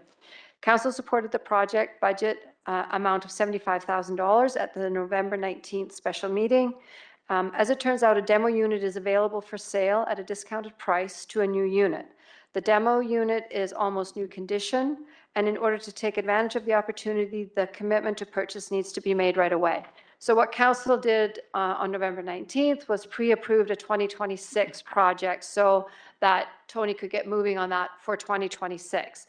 This is now going to require purchasing in 2027, for which we don't have authorization. So the amended request is to purchase the demo unit in 2025 with funds left over from the purchase of the new medium-duty arborist truck with lift in 2025. The budget for the arborist truck was $235,000. The purchase was completed for $166,000, leaving unspent budget of $69,000. The truck is funded from the Fleet and Heavy Equipment Reserve. So the unit that Tony is looking at, that Director Hitu is looking at, the demo unit is $51,660 plus applicable taxes. The amount being requested for the sweeper is $66,000, And the request includes the cost of the unit, $51,660 plus $14,340 for PST, mounting bracket, and fittings to retrofit the existing loader. Should council approve the 2025 budget amendment, the $75,000 approved for the sweeper in 2026 will be removed from the budget. And then we have crafted a resolution for council's consideration. So I'll read the resolution. Certainly. Thank you, Charlotte. That council approve amending the 2025 budget to add the loader-mounted sweeper with a budget of $66,000 reallocated from unspent funds designated for the medium-duty arborist truck. The source of funds is the Fleet and Heavy Equipment Reserve. Mover, please, Councillor Statsky. Councillor Graham. Discussion. All in favor? Opposed? That's carried. Thanks, Charlotte. That's good Thank news. you. So we're going to share my screen. Thank you. So the discussion today around the RCMP contract is intended to be a discussion. And you have already seen the budget for the 5 years. You saw that last week presented with Amanda's RCMP department presentation. So just going to do a little bit of a deeper dive into it today. So these numbers you're seeing up here under the budget are the same numbers that Amanda was presenting a week ago. And this particular schedule shows the change over the prior year, the percent increase, and then so it goes from 2025 to 2030. And then we also look backwards from 2019 to 2024, where we show you budget and actual, as well as at the bottom of that box is the FTE utilization. Part of what we try to show here is not just the budget, but to show how the budgets have fluctuated over the years to actual. And even this is a little bit misleading because you'll see in 2024, it's like, wow, we hit that bang on. But what happened in 2024 was Charlene accrued for some expenses up to as much as she could. So that created a little bit of an anomaly in 2024. There were some questions asked at last week's budget meeting around reducing the RCMP municipal members from 26 to 20, and then how easy it would be to get out of the RCMP contract. So I do have a memo here to share with council. We have brought that information back. And basically, in terms of reducing from 26 to 20, sort of the short answer is we can apply, and the federal minister and the provincial minister will have a say. And if they deem that the number we want to reduce to is poses a risk to the public, then they would have they may not approve the reduction. And in terms of getting out of the RCMP contract, the process is fairly long and arduous. It sounds easy. By March 31st of next year, you can be out, but you need to give 25 months notice ahead of when you want to be out, and then you need to provide a lot of information about your transition plan. You need to prove that you have the budget for the transition plan, and there are a number of other steps that we would need to take. So obviously the advice from the RCMP station is to consult, to have a discussion with RCMP in terms of how a request like that would be put forward. So this is just preliminary information, very high level. If that is a discussion council wants to enter into, it's probably not going to happen today, but we do have some information for you, and I will pass that around. The other question, the third part of the question was, how do we move to a place where we can put bylaw or community policing in place to have the boots on the ground that we've been asking for. So, you know, straight out, if you know, council can approve an increase to fund for additional positions, although I suspect that's not the nature of or the spirit of the question. It is, you know, how would we do that and use the savings from the RCMP contract to achieve other types of policing in Cranbrook? So they're really big questions. And as a start, you know, council can have a look at this, at the information we've put together, and then this can be brought forward for further discussion if that's what council would like to do. I do also have a small PowerPoint presentation that I will try to find for us here.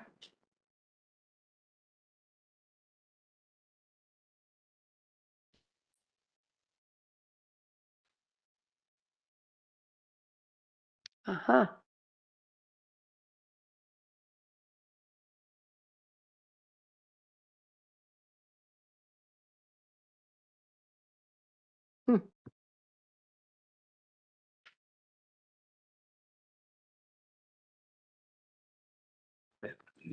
Just trying to get it to do slide.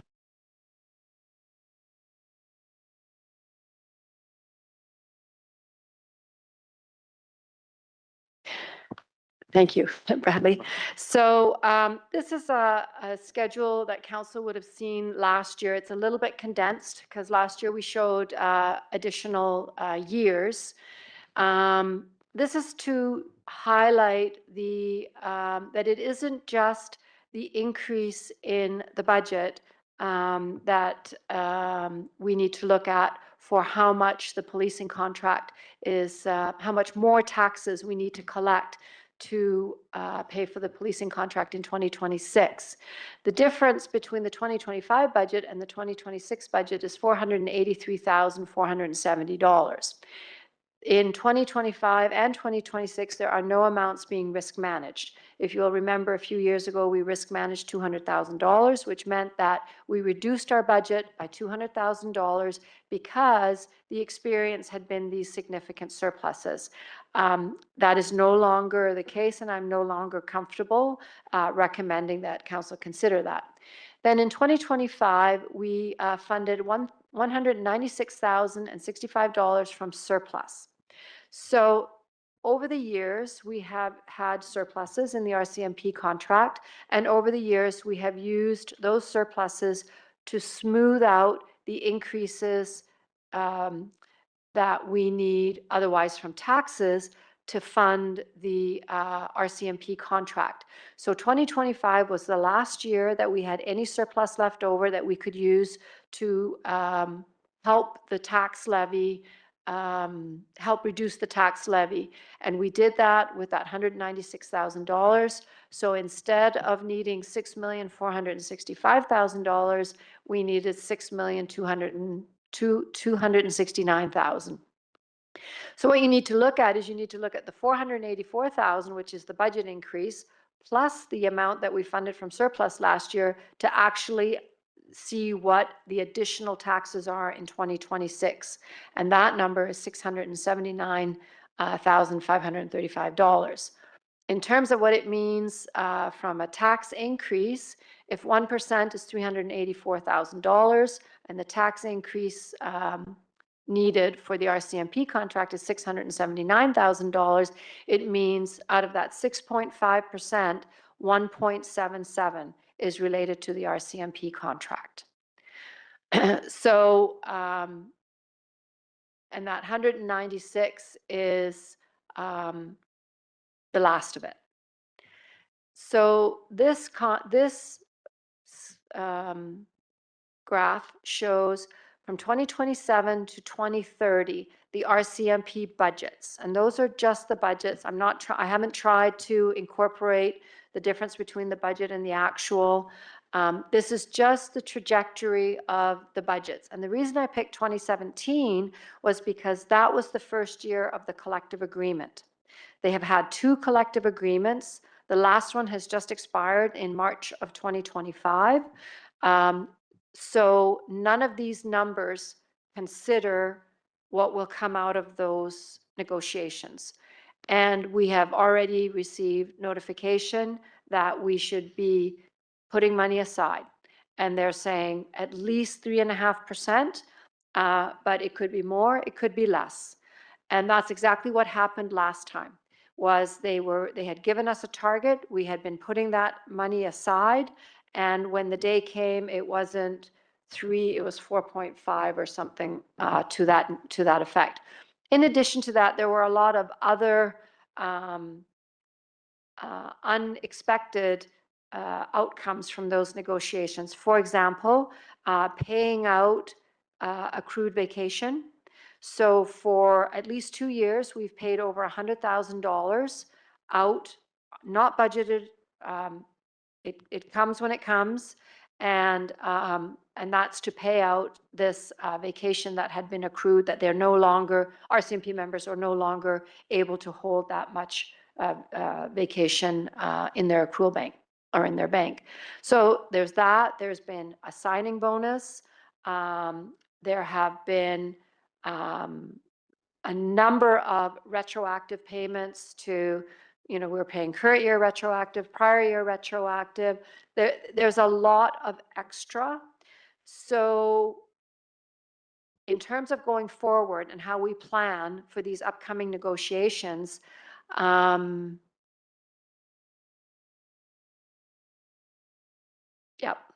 I have no surplus from the RCMP contract. We had a deficit in March of 2025, about $287,000.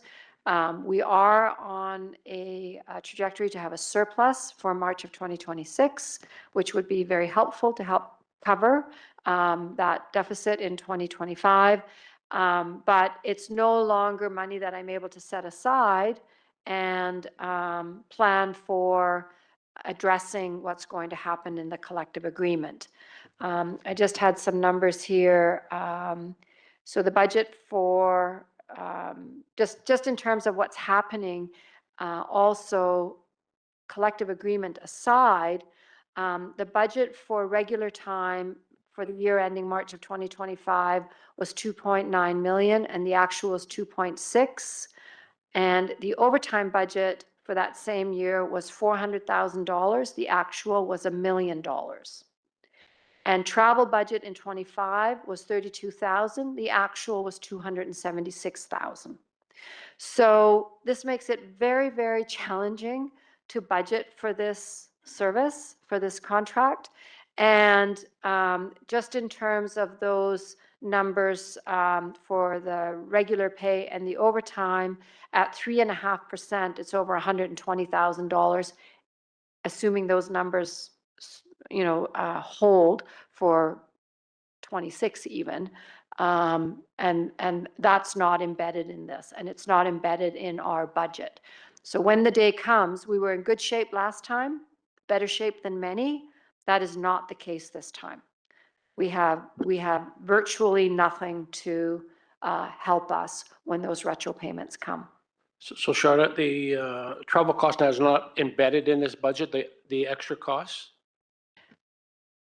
No, what's embedded in this budget is what they've budgeted. Okay. And their budget was 32,000, but Yep. the actual was 276,000. Yeah. So,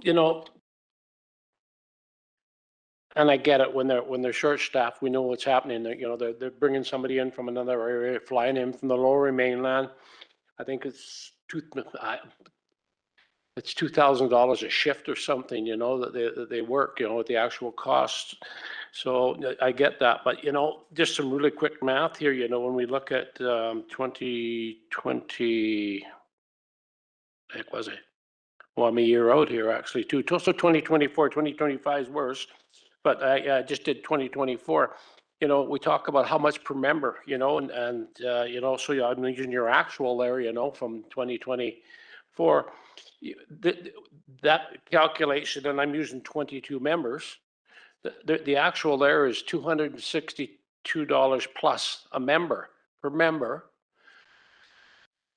But that's not the true cost. That's just our contract. Then we've got watch clerks, correct? Records management. We've added positions and, we've added things to that. It'd be really interesting. I don't want to create a big accounting nightmare here, but it'd be nice just to have a quick little sheet with all those other figures calculated. I'd like to know the true cost of policing in Cranbrook and even our employees that are over there. That's the cost of policing in Cranbrook. So we don't see this is the numbers we have to worry about. It sure doesn't show the taxpayers the true cost of policing in Cranbrook. Mayor Price, I might have something to help us with that. So this is a graph showing all the costs, the costs of for the city. The RCMP, including the municipal staff and the building, is $9.1 million, about 23% of our budget.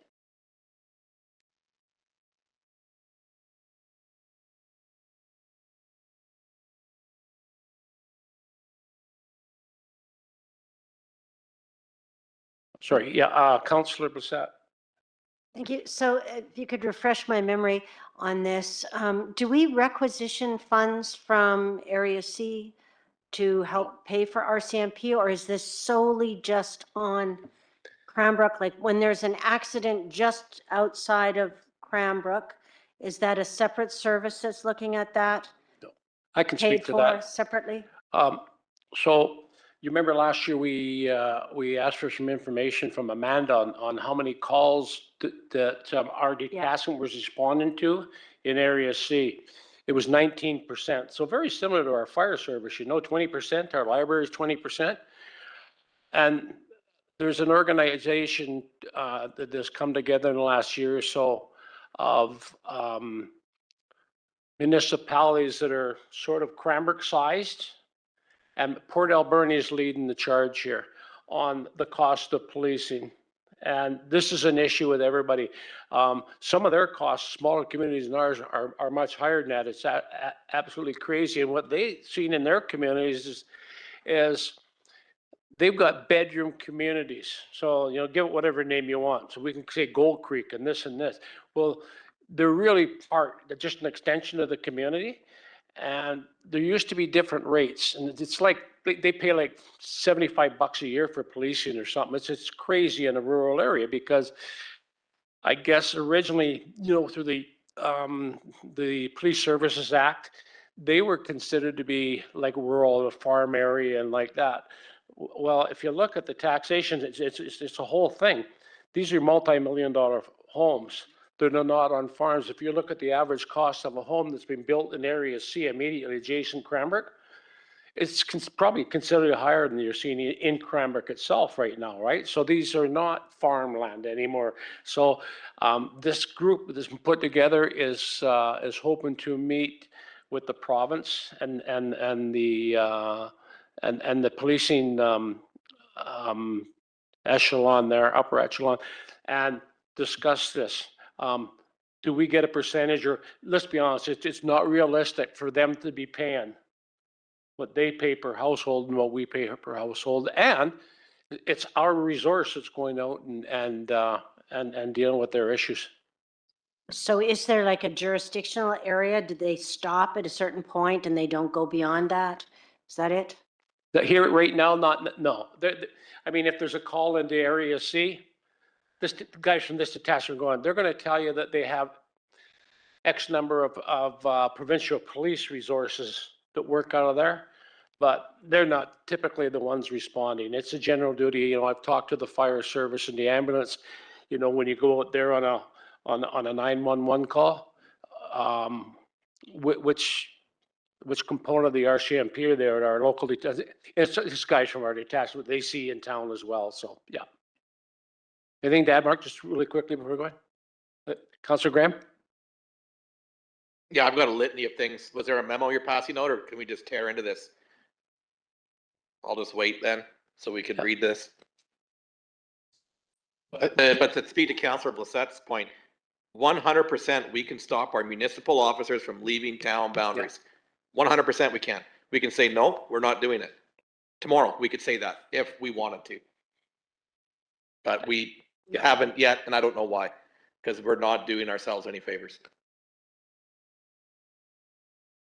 Well, I'll just add, I would just think that's a source of funds that we haven't tapped into, that yeah. when we're looking at the issue of RCMP, we should be saying, okay, well, if 20% of that 9 million or it could come from area, Exactly. regional district, then that's potential for us. Councillor Brissette through the mayor, so that's the conversation that, communities like ours that are being impacted the same as we are having right now for an advocacy role on that and how strong we push back. But first we got to get organized and like locally what we're doing is, we look at the province provides us with a provincial police officer, so to speak, that does municipal calls most of the time, but then goes out, and that's supposed to balance the municipal members going out to the community. But we're trying to work on getting that analysis of the call volume and how many hours are spent outside the boundary versus inside the boundary, and is it fair? And is the city taxpayer subsidizing the calls to the outer areas of the community? And right now, there's no mechanism for that collection of the RCMP fees. So the province pays, but it's collected through the RD taxes. And as the mayor said, the disparity, if you live in a big house in Gold Creek, you get the same police services you do in Cranbrook, except you pay $70 a year for your police services versus $700 a year in Cranbrook. Like, so it's a huge gap that there needs to be a better way. And so that's been recognized. Locally, our immediate plan is to just review that percent of what does the provincial officer do in town versus like the value of that versus how much hours all the municipal resources are going outside of town and have that. So that's one area we're working on. And then, there was the other stuff we talked about before with the municipal support of the RCMP members, and that's an active file as well with the province to make sure we're getting fairly compensated for that work too. So there's a number of areas. Councillor Stetsky, do you have a question or point? Yeah, just quick question on FTE utilization. And of course, we're not through the year yet.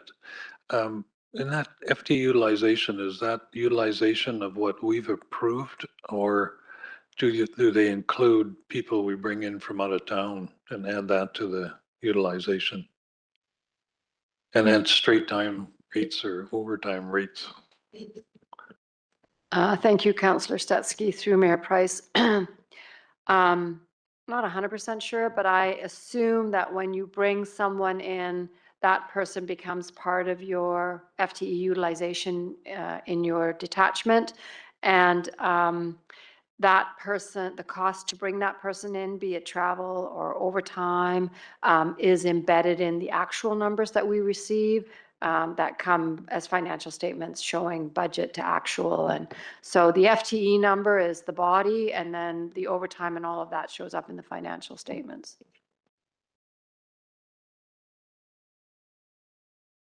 Pardon me, Councillor Graham? Yeah, thank you. Yeah, I think there's just a few things that we have to look at, and I agree that the RCMP probably will not let us reduce from 26 to 20, but I think it's an exercise that we need to do because as per your memo, Charlotte, the federal minister will reply saying why we can't, and then we can say, well, then why can't you supply us with the 26 members?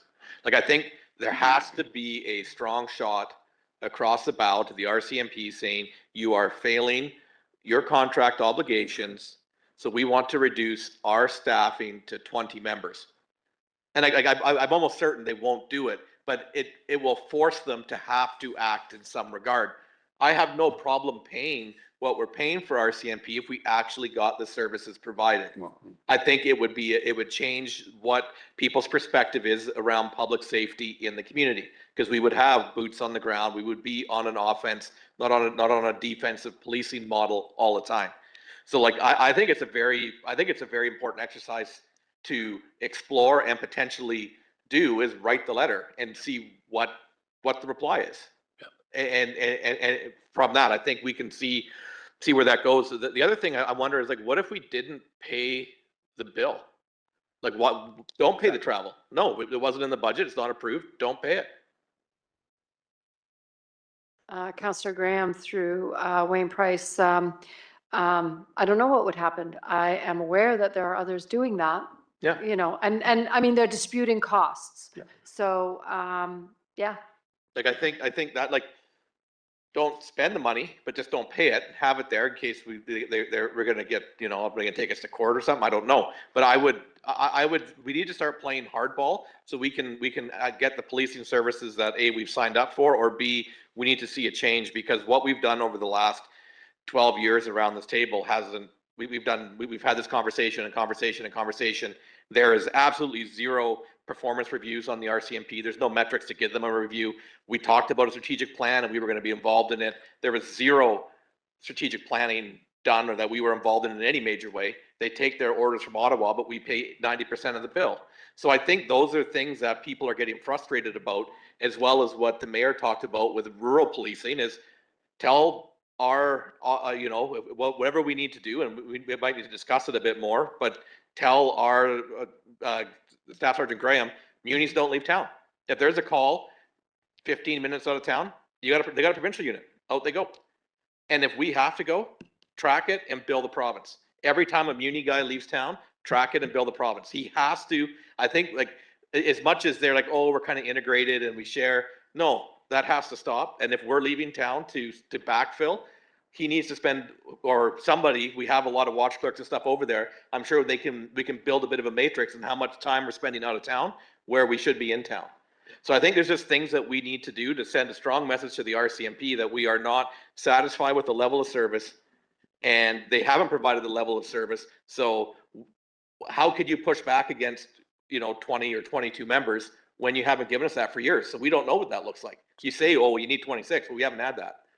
So those are just kind of my thoughts around it in ways that, like, nothing's going to change the budget this year, but it's just things that we can do for maybe some forward progress over the next year. Yeah, totally. I totally agree with you, Councillor Graham. There are a number of things we could consider doing for pushback. We've talked about some of those. On your bolded line there, reducing Cranbrook RCMP municipal members from 26 to 20. I would suggest maybe the number there should be 22 rather than 20, because we've got the data here over the last number of years where it's averaged out to 22.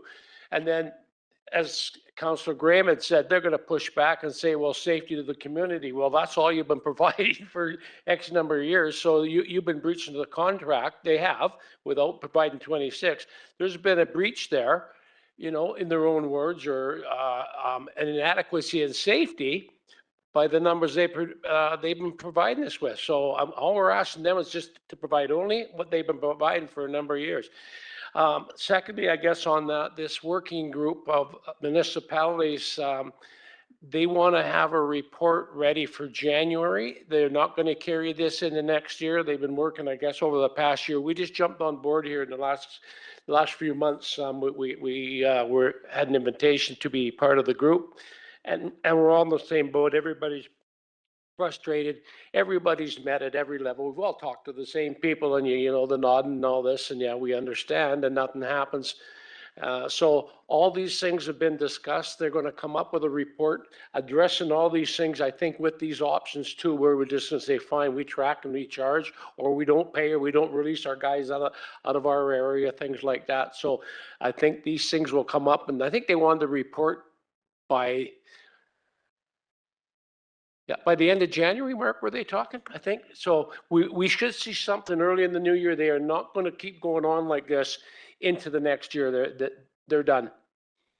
I think it's Mayor Price through to council as well is the conversations we're having with them too. It's interesting that the rural urban piece about, you know, municipalities, taxpayers subsidizing the rural policing conversation we just had is common across, but they were all kind of surprised that our biggest issue was around the fact that we pay overtime and travel in order to maintain minimum policing numbers under the contract, where a lot of them weren't experiencing that. They were able to have the members supplied to keep the minimum numbers where we, Yeah. when we are short below minimums, to bring in RCMP to maintain the minimums, we're charged the overtime plus the travel on top. So that's a not common across. So there's different things happening in different communities out there.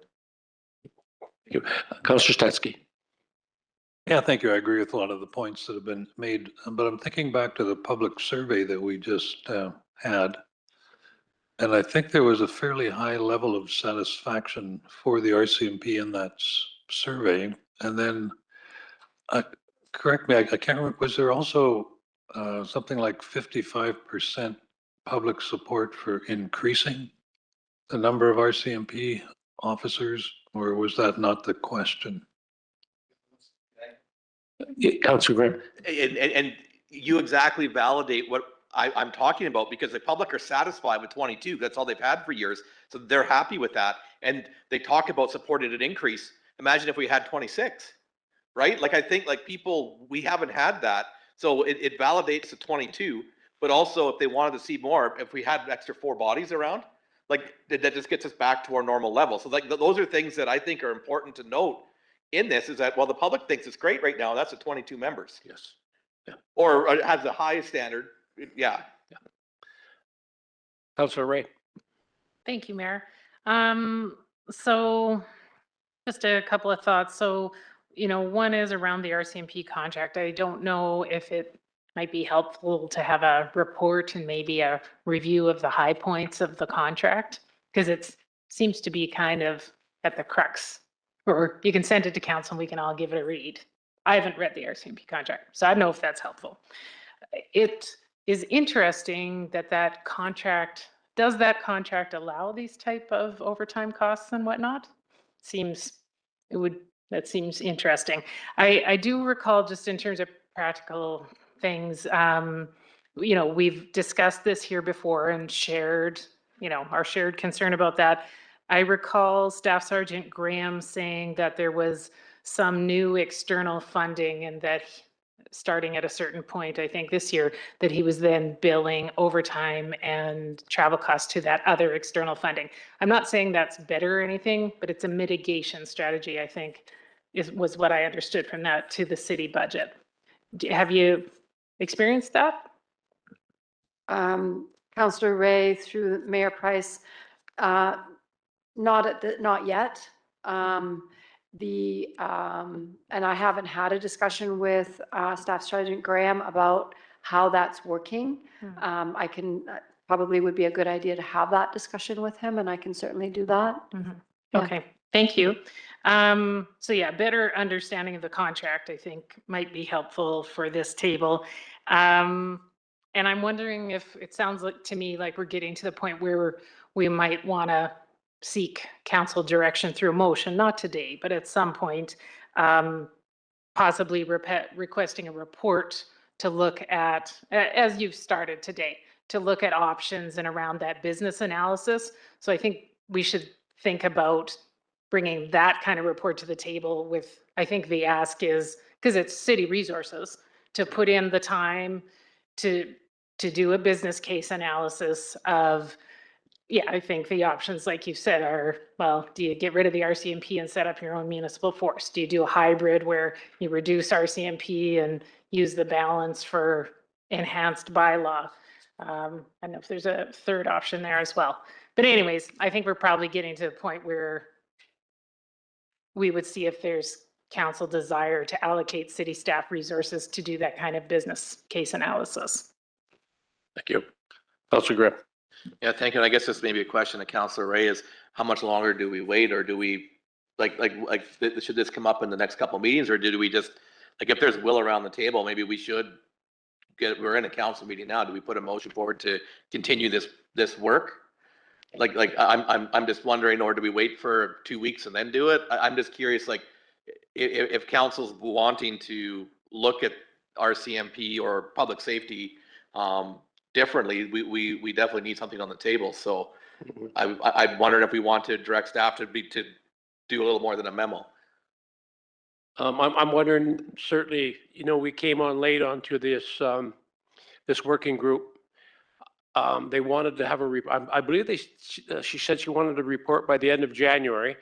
That's not too far out, maybe, because certainly our concerns are going to be addressed in that report. We take what we want out of that report.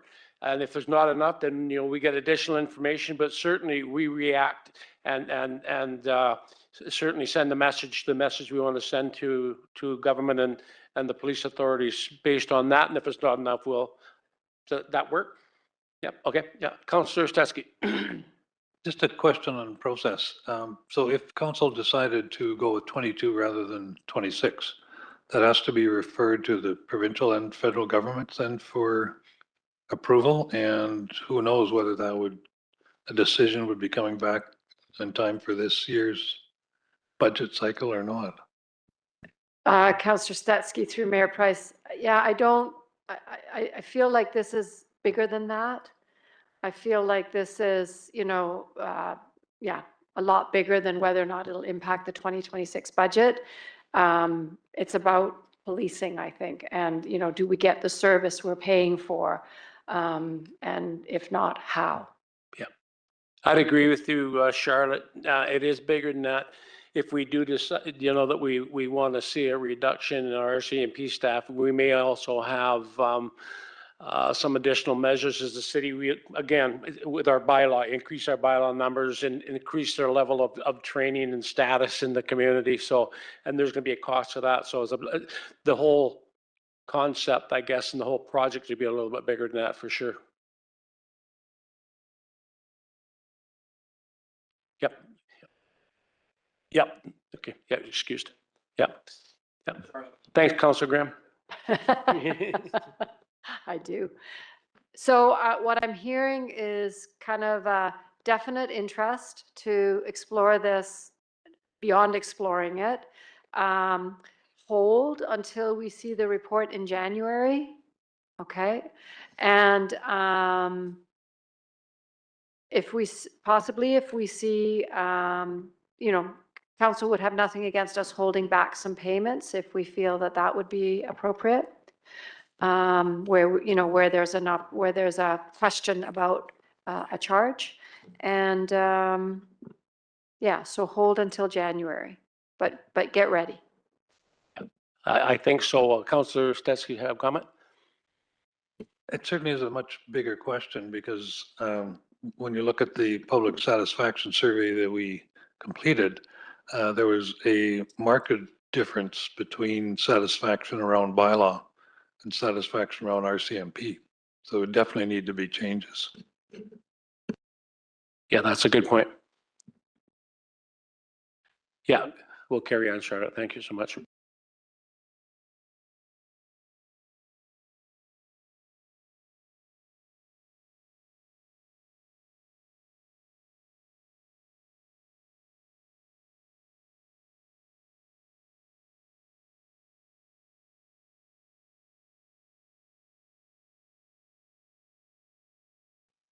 So the next area we're going to look at is the utilities. We're looking at user rates and frontage taxes.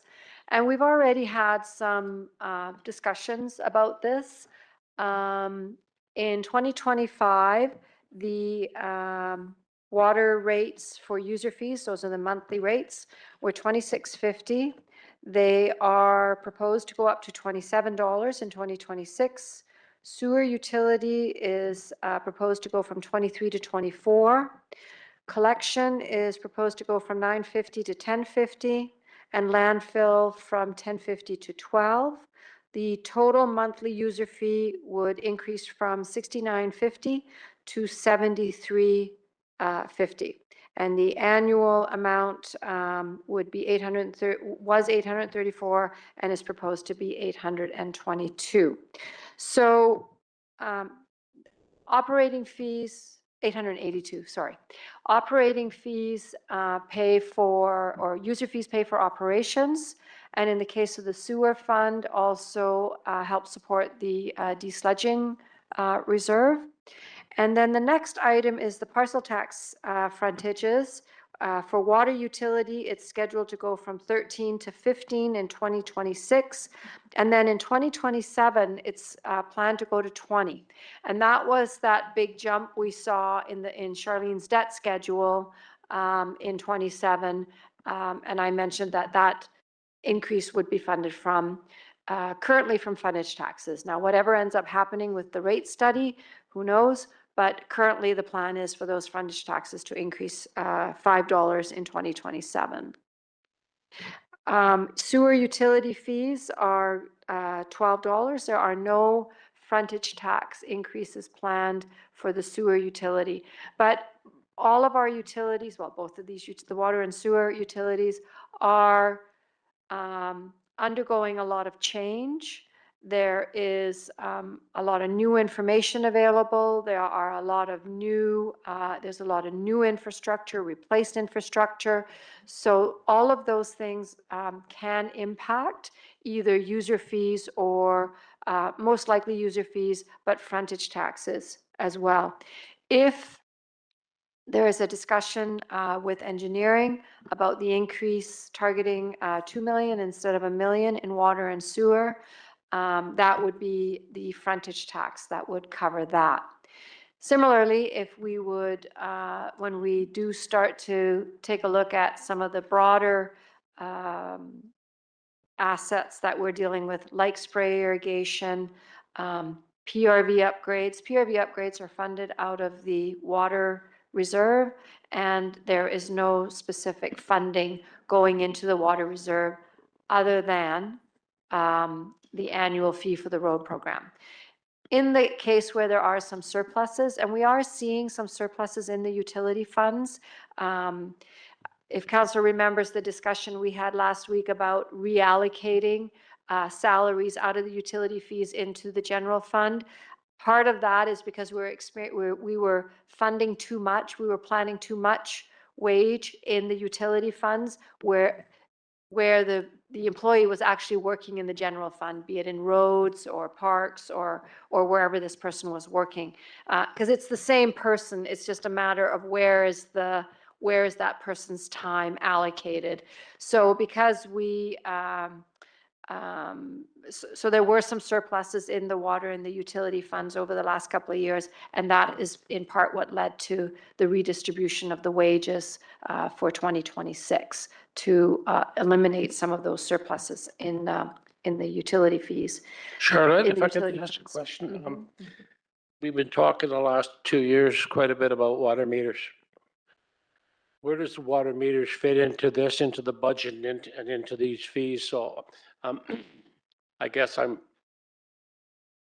not as up to speed as I should be on the water meters. I guess at the end of the day, if we decide, we understand what's happening on new builds, you know, they put them in, but on existing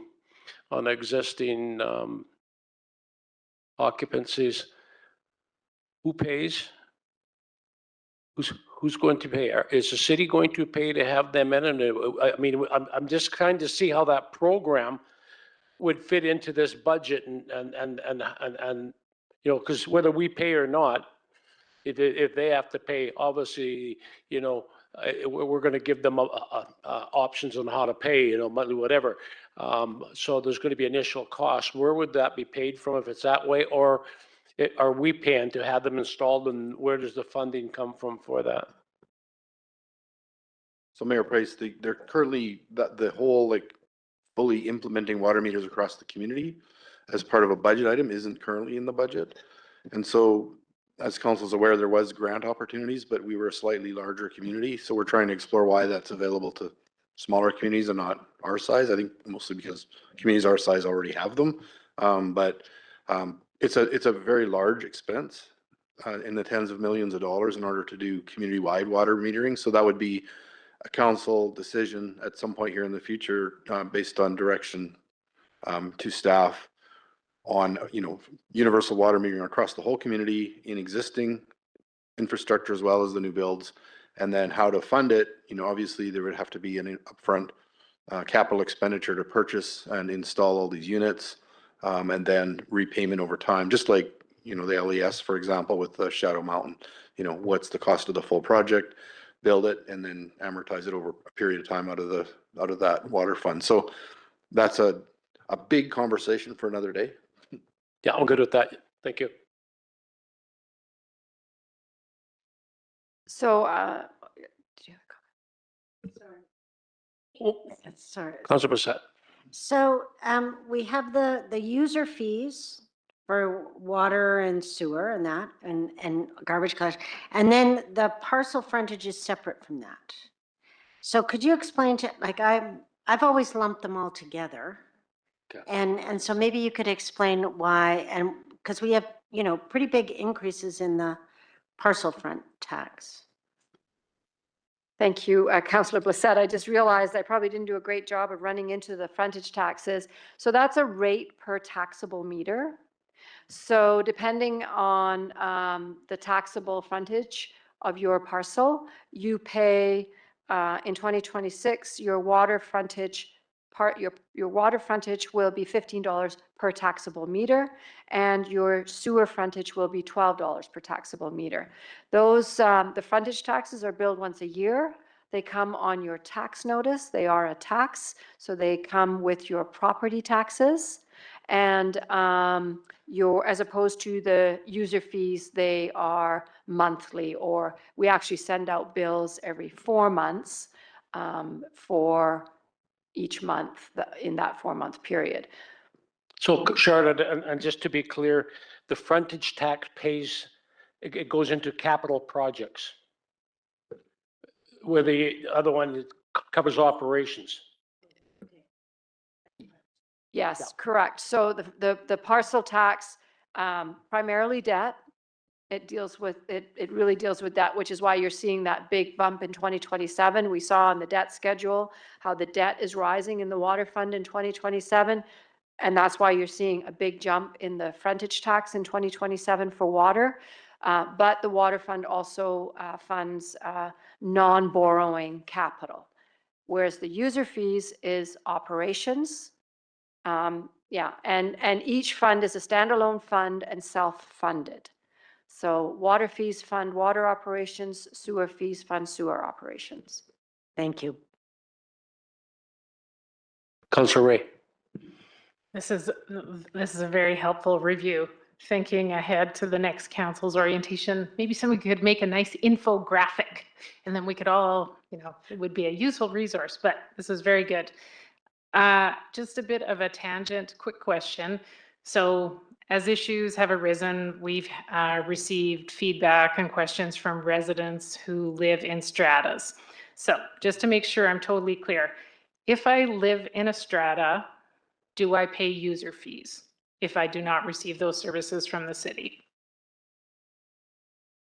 Pardon me, Councillor Ray through Mayor Price.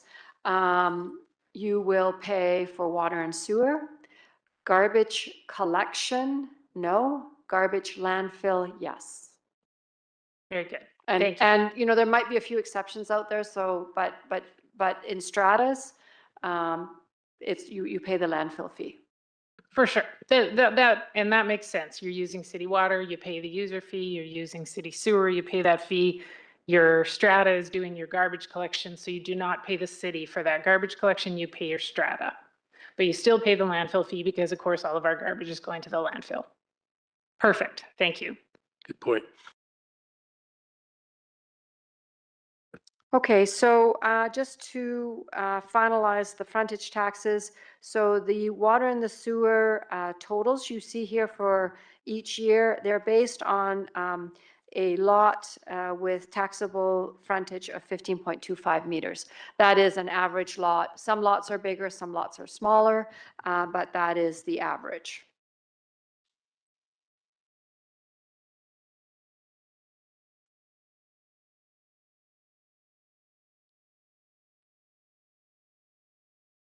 So the next few schedules go through some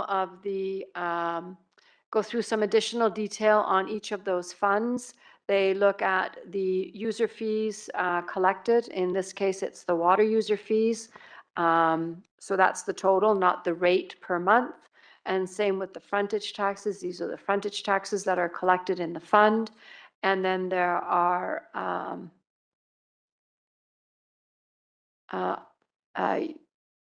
other revenue, pardon me, I'm having a hard time seeing this. Can't imagine how you're doing.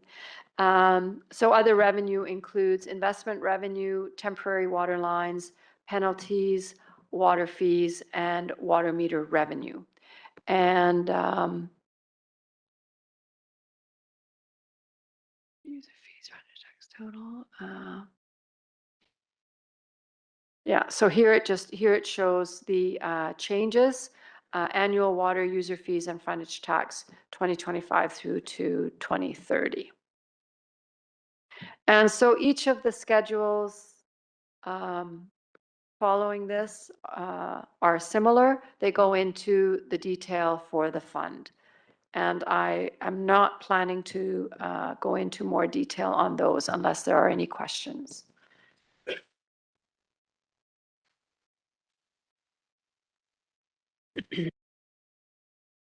Sorry, Councillor Peabody has a question. So I'm just looking on the water fund revenues. And at the very bottom where it has like total annual water user fees and frontage tax, it looks like 2025 is $30, 2026 is $36, then 2027 is $82, then 2028 is $44. Is that just an error? It's the change. Oh, it's the change. Yeah.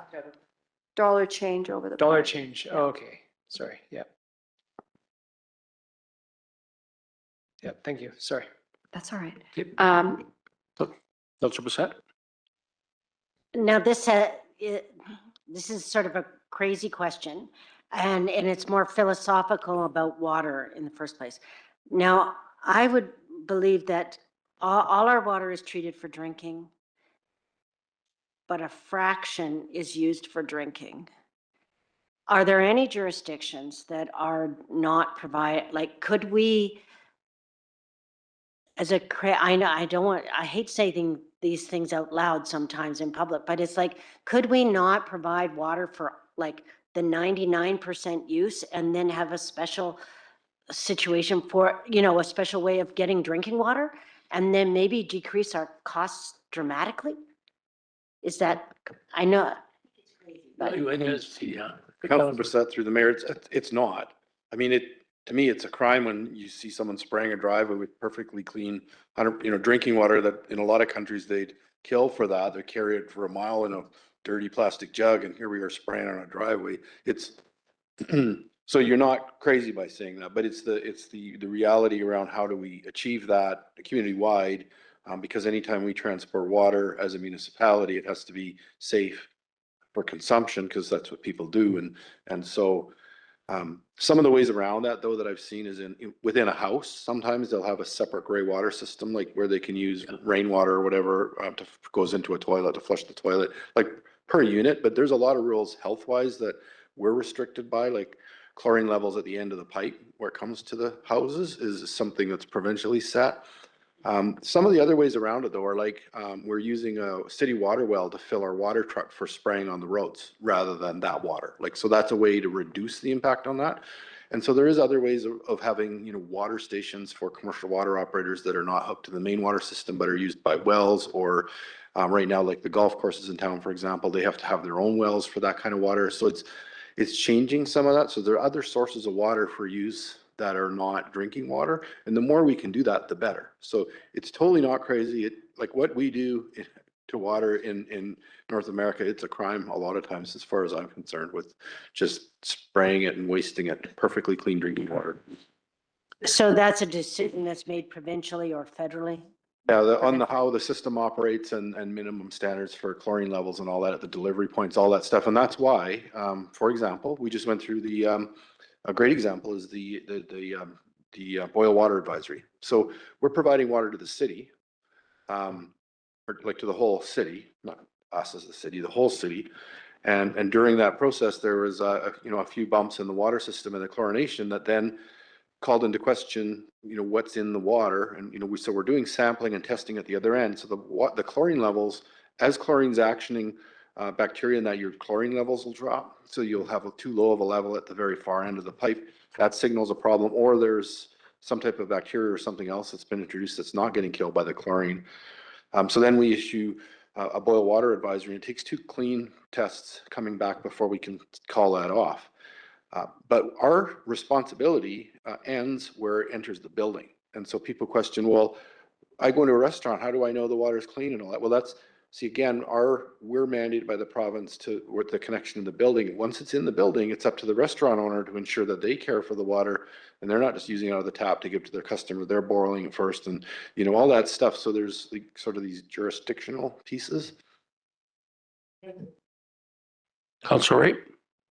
Thank you. I think that's an excellent question because maybe it can help us think out of the box. And it's a great example that, you know, we're already doing some of those things in terms of using non-treated water to clean our streets.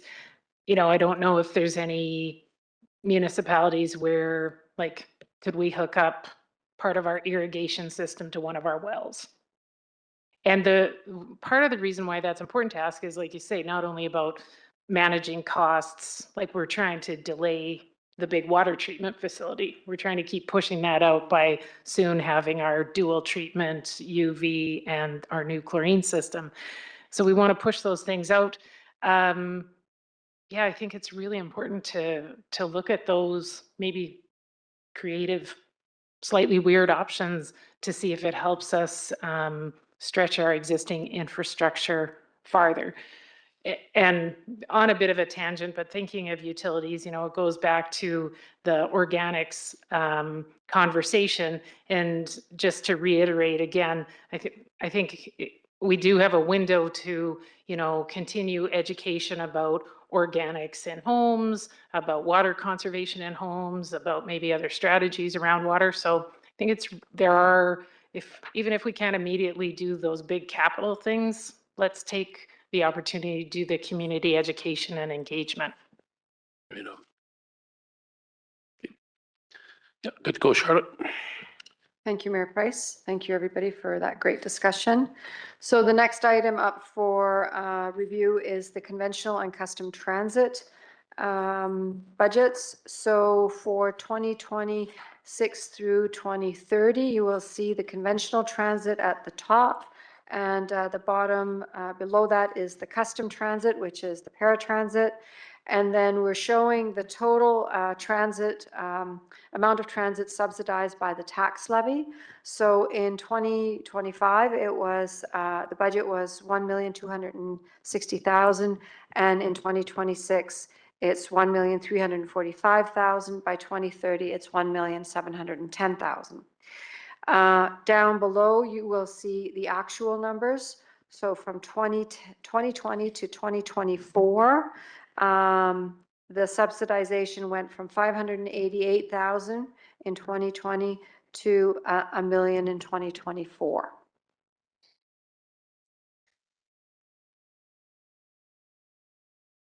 So next, we'll take a look at riderships. So again, conventional on top, custom on the bottom, and here we're looking at 2017-18 through to 2024-2025. BC Transit's year end is March 31st. So these are not adjusted for calendar year end, but that's fine. So and then the graph down below, it's pretty obvious that transit ridership is not recovering to pre-pandemic levels. One of the issues is the cap on foreign students. So we have noticed a significant decline in our UPass revenue, and from 2018, where the UPass revenue was $81,000, and in 2025, we're sitting at $62,000. And we had a discussion with the college. They have seen a 60% decline. They have a number of students up there this year, but most of them are 2-year students and they're in their second year, so they're going to be done and they're going to be finished. And they are expecting, as I said, a 60% decline going forward. So it's not, the UPass is not going to help us recover those ridership numbers. And we're also having discussions with BC Transit because the question is how many, of the numbers they're providing us. So my question to them was, in terms of 23, 24, and 24, 25 on the paratransit, it was, what is that, a six rides increase from one year to the other. And then in 2023, 2024, comparing 24, 25 on conventional, very, very small incline, 0.6%, which is really unusual because even after the pandemic, we were seeing increases. So I'm just not exactly sure if how the numbers in 24, 25 are impacted by UMO, for example. So were the old numbers optimistic and the new numbers are more accurate? We're still trying to suss that out. But we are working, as you know, BC Transit is working on a rate review, and so we will be having more discussions about transit going forward. Yeah, I think, Charlotte, too, that, we look at the subsidized right now, oh, I see you did increase how much we're going to subsidize. So that'd be based on ridership. With the ridership going down, we're going to be subsidizing more for sure, right? Yeah, thank you. Yeah, Councillor Peabody, Councillor Stetsky. Thank you. Charlotte, the UPass that you mentioned, is that something that the city offers to the College of the Rockies? Or is that yeah, go ahead. Councillor Peabody through Mayor Price, it is through the college. The college runs it. There's an agreement between BC Transit, City of Cranbrook, and the college. And the college collects it in the student fees. Okay. And it gives the students access to, it gives them bus passes. It gives them, I don't know how it works, but apparently they can get a ride in the evening, a specific pickup in the evening if they have night classes, and they do get to use the pool for free. So we just had a discussion with them. I think that there's, it's run by the student group is involved in it. So I'm just not sure what kind of oversight they have up there. We just had a discussion with them about the cost for the pass coming for the next semester. That would be September 2026. Yeah. And they're still charging $44.40. I honestly don't know where that number came from. The cost should be $50, and they have amended it for next semester, for that semester. So I feel like there's a little bit of, I'm not sure who's running things up there, and there have been times when we weren't getting the payment. They send us the payment. We have to ask for backup to the payment. And so it is a little bit of a handhold. It can be a little bit of a handholding exercise. Yeah. And, but it has been an excellent source of revenue over the years. Is there any merit in offering like a similar program to like ST5? And yeah, sorry, that would be my first question. Councillor Peabody through Mayor Price. So students up to, I believe, up to 12 years old ride for free.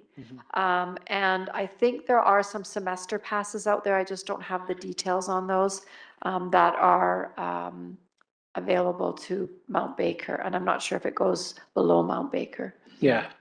Yeah, I'm just wondering if we can get like ST5 to sort of do like a blanket payment for all the students, as opposed to trying to get individual parents to do it. If that might, even if it's a discounted rate, it might be another source of revenue. Yeah. Councillor Stetsky. Yeah, thank you, Mayor. Question for you or perhaps our CAO. So what if council decided we're freezing the rates at 2025 levels? What's the process that would then kick in. Pardon me, Councillor Stetsky, do you mean the transit rates, the fee for a ticket? The amount that we're willing to put into transit in the city. That would probably be challenging. Yeah, that would, the amounts that, the things that we pay for include things like gasoline and fuel, gasoline and maintenance and tires and insurance and, I don't know what they would say if we said, we will not pay anything more. Sheila Fritchell has a comment. I'm just thinking back to that too, Charlotte, sorry, you know, as we're working with them with the new transit plan, I think that's really where we've explored some of those cost saving measures. And one of the issues is that a bus costs a certain amount to run. So it's not like you can marginally reduce the cost and maintain the same buses. Because the bus, the operator, all of that stuff costs a chunk of money. So what you could do though is take one whole bus off and reduce the service like that versus, you know, reducing the cost to run the bus service. So it's sort of service driven. And that's why it's so important when we get into this fare review and this new transit service that we are working on, so that we're going to change the whole system.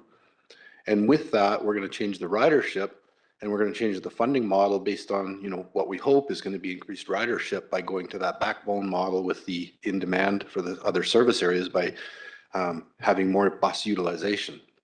Because right now it's utilization is part of the issue. So that's where we can have that conversation versus trying to front end drive it based on dollars to them. And I don't know our opportunities to change the way the contract's structured and just to reduce the amount we pay.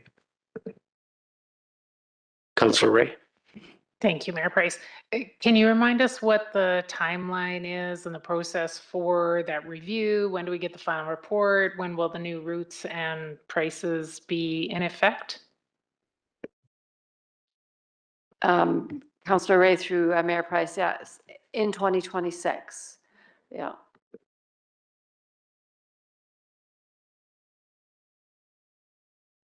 Okay. Okay, so next up is the contributions to others, fees for service, and grants to organizations.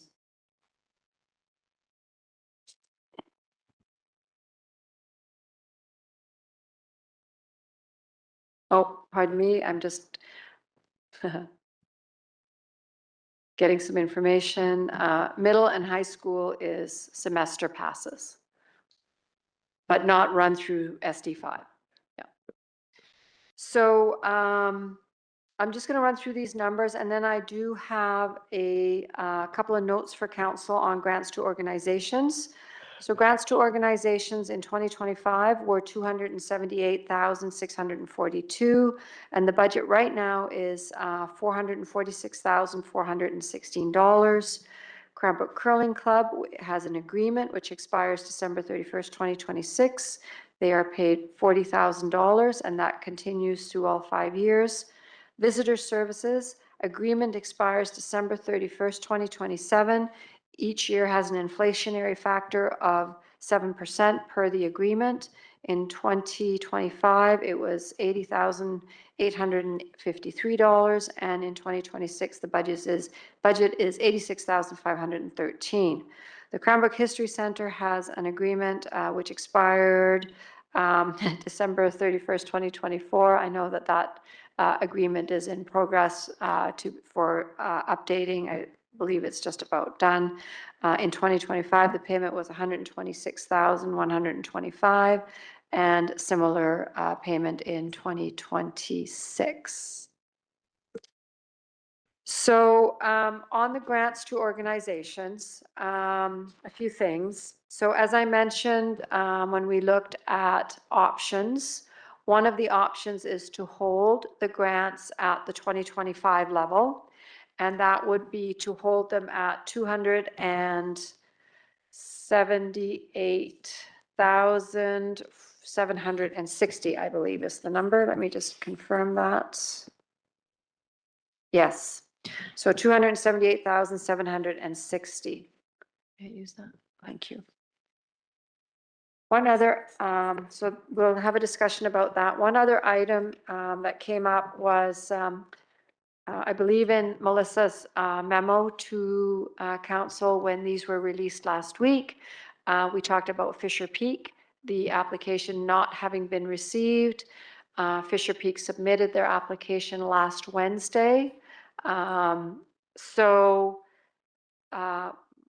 In publishing this package, I specifically elected to not include the Fisher Peak application because I want council to direct whether or not they want us to include the Fisher Peak Performing Arts Society in the grant, for grant consideration. We have been very generous with allowing people to submit late. No one has ever gotten an application in once the package has gone to council. There was a number of points of communication with the society, asking them to submit their application. They were not the only applicant who was asked to submit an application for this year's intake. There were quite a few. They were the only one that still hadn't submitted when this was sent out to council last week. So what I'd like to know from council is whether or not you wish the Fisher Peak application to be accepted for consideration. Sorry, Sean, I might have missed it. What was the amount that they were asking? $5,000. Okay, sorry. Councillor Bissett. Yes, I do appreciate the organization's submissions that they really, I could see they were trying to keep it to last year's levels and to not have big increases with the exception of a couple. But most of the organizations that we usually contribute to, I think really made an effort to keep their asks in line. I know they need a lot more money than this, but as far as asking the city for it. And I do think, you know, it's a volunteer organization that's making the submission. These aren't your day jobs. And that Fisher Peak kept it to $5,000. I think it's not going to break the bank for us to include them in the request. So I would like to move that it be included, that we accept their submission. Councillor Setsky, seconder? Seconded, yep. Yep. Discussion. Councillor Ray. I'm not averse to that. I do have concerns though, right? Because, so what was the actual deadline for the program? What was the actual deadline to have your application in? Councillor Ray, through the mayor, it was September 1st. Okay, and what date did this application actually come in? November 19th. Okay, so I think that's very kind. And that's great. That's a generous motion on the table, but with other funders, there would not be this flexibility. There would not. There would be no late applications. So it's a generous past practice of the city to allow late applications. The danger is, though, that another group may say, oh, well, I didn't know you would take late applications. Heck, I would have thrown in an application and so would have my friend. So I am happy to support the generosity of this motion, but I do think even as volunteer-run nonprofits, we do need to be sitting on the nonprofit side, aware of deadlines, and we need to respect those deadlines because it's not just about us, it's about the 10 other groups in the community that say, well, I would have happily submitted on November 20th as well, if I knew that was a possibility. So I'm happy to support the generosity of the motion. Thank you, Councillor Setsky. And Councillor Peabody. Yeah, they provide a very important service to the city, of course. And even if we let them in, we then have to consider their application with all of the others. And I guess you can factor it whatever you want to factor in terms of your decision. Thank you. Councillor Peabody. Yeah, thank you, Mayor. Honestly, I was in full support of approving this and allowing the funding to come in. But Councillor Ray, you do have a very good point. So I wonder, if we vote against this, is there another source of funding that they could apply for from the city?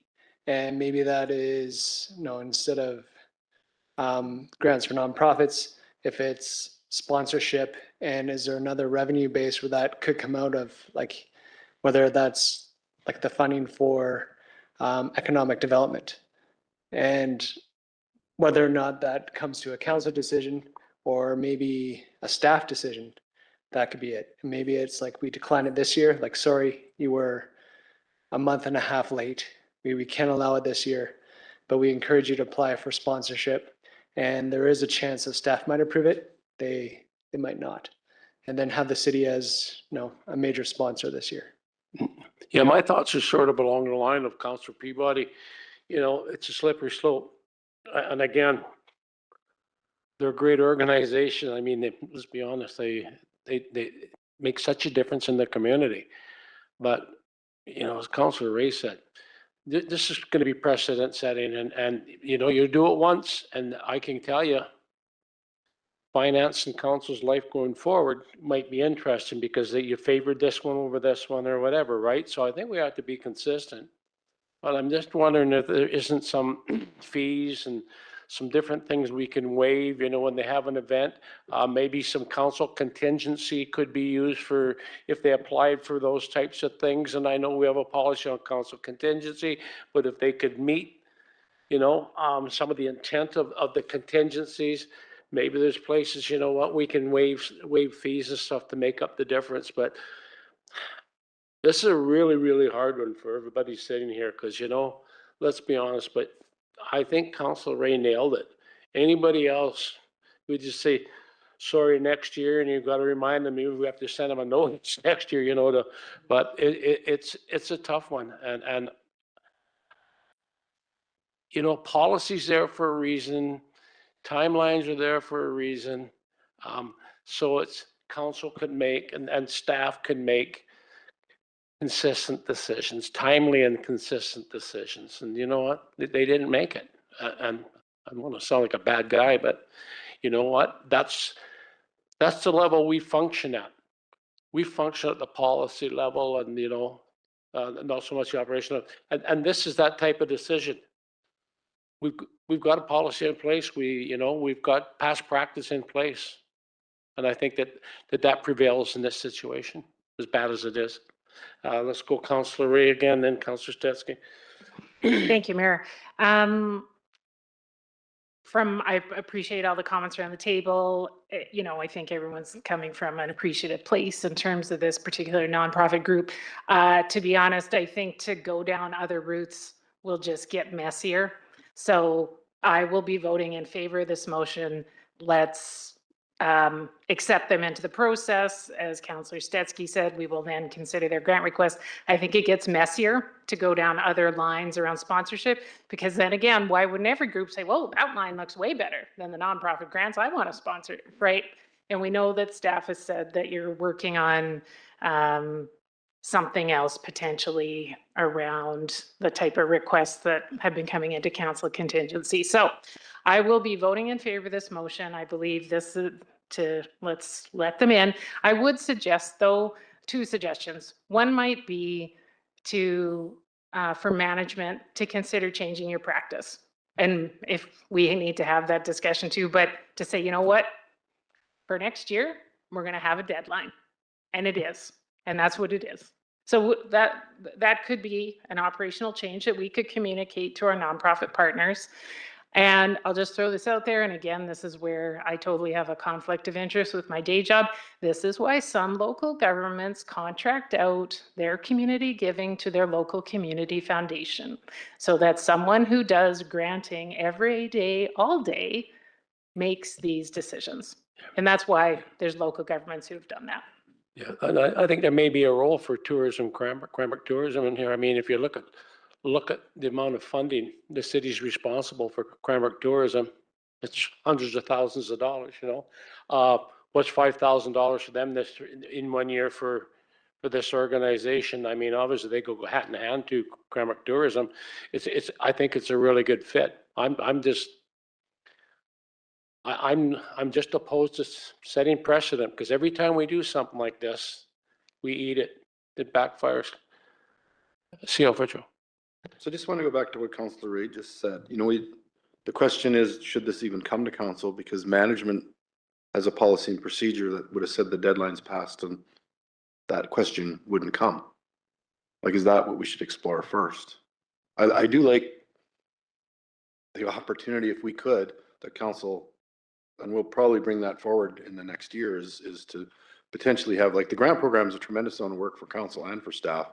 And if that could be offloaded to a third party with council's sort of strategic goals, I think that would be a lovely thing. So we're going to definitely explore that. But just in terms of what you raised in the last part of your presentation, there was, you know, is this something that council should even debate or not? I think is worth exploring too before you're put into that spot, because it is a very difficult decision now on your side. Thank you, Councillor Stetsky. Yeah, thank you. As you know, this benefits thousands of our residents all summer. And so I'm willing to overlook, I guess, the lateness this year and support the $5,000. But somewhat related to that, and I should have asked it earlier, we give $86,000 for visitor services. What is that? What do we get for that? So Councillor Stetsky to through the mayor is that's the visitor service contract. So that's the tourism operations. So the end of town where you see the building for Cranbrook, or Hello Cranbrook. Now that used to go to the chamber, and now we contract that to, or Visit Cranbrook, I should say, not Hello Cranbrook. So we contract that service. We used to contract it to the Chamber of Commerce, and now we contract it. We took it from the chamber and we contract it to Visit Cranbrook for providing that visitor service front end in the community. And so tourism is a separate one that we fund, Cranbrook Tourism? It's now called Visit Cranbrook. Visit Yeah. Cranbrook, yeah. So Yeah.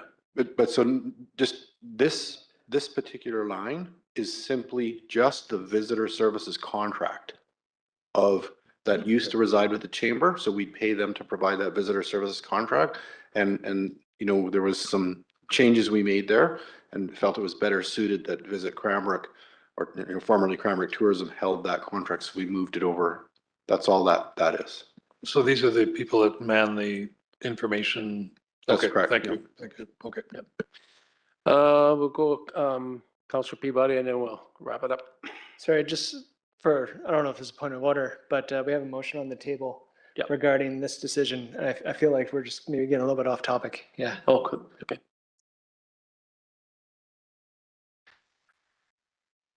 Final word from CFO. Thank you, Mayor Price. So just in terms of the deadline, it would be very helpful if we could communicate with our group to say that council will not consider late applications, because that is always the fear, is that we say no, and then they go around us and go to somebody at the council table, and now we have to try and figure that out. So that's the reason for the flexibility in the past. And I think, I mean, I don't have any children, but I think, you know, give an inch, take a yard. It feels a little bit like that, because they have never been so late. And it creates, you know, it's not the end of the world, but it creates logistically, now I have to have this conversation with council. Now we have to deal with which schedule am I going to give to you today? We have to have 2 different schedules in case you agree to take Fisher Peak. So it isn't just, you know, yes, they were late. There are a lot of things that happen behind the scenes that go together to, you know, get this information to you. And, you know, the concern from how are we going to bring this in front of council? Is this a council decision? Is this something we should be deciding? What if we decide it, and what if they go to council, and, you know, and meanwhile the whole grant program has already been decided, and now what? So those are complexities that arise with this one little thing. And and that's why I brought it to council. And staff, this is not, the grant program is council's program. Staff are not going to be making decisions. We review the package, we make sure they qualify, and then it's a council decision. It's not a staff decision. Just putting that out there that council are not interested in being put in a position where we make decisions about who gets a grant. Okay, I'll call the question. All in favor? Opposed? That's carried.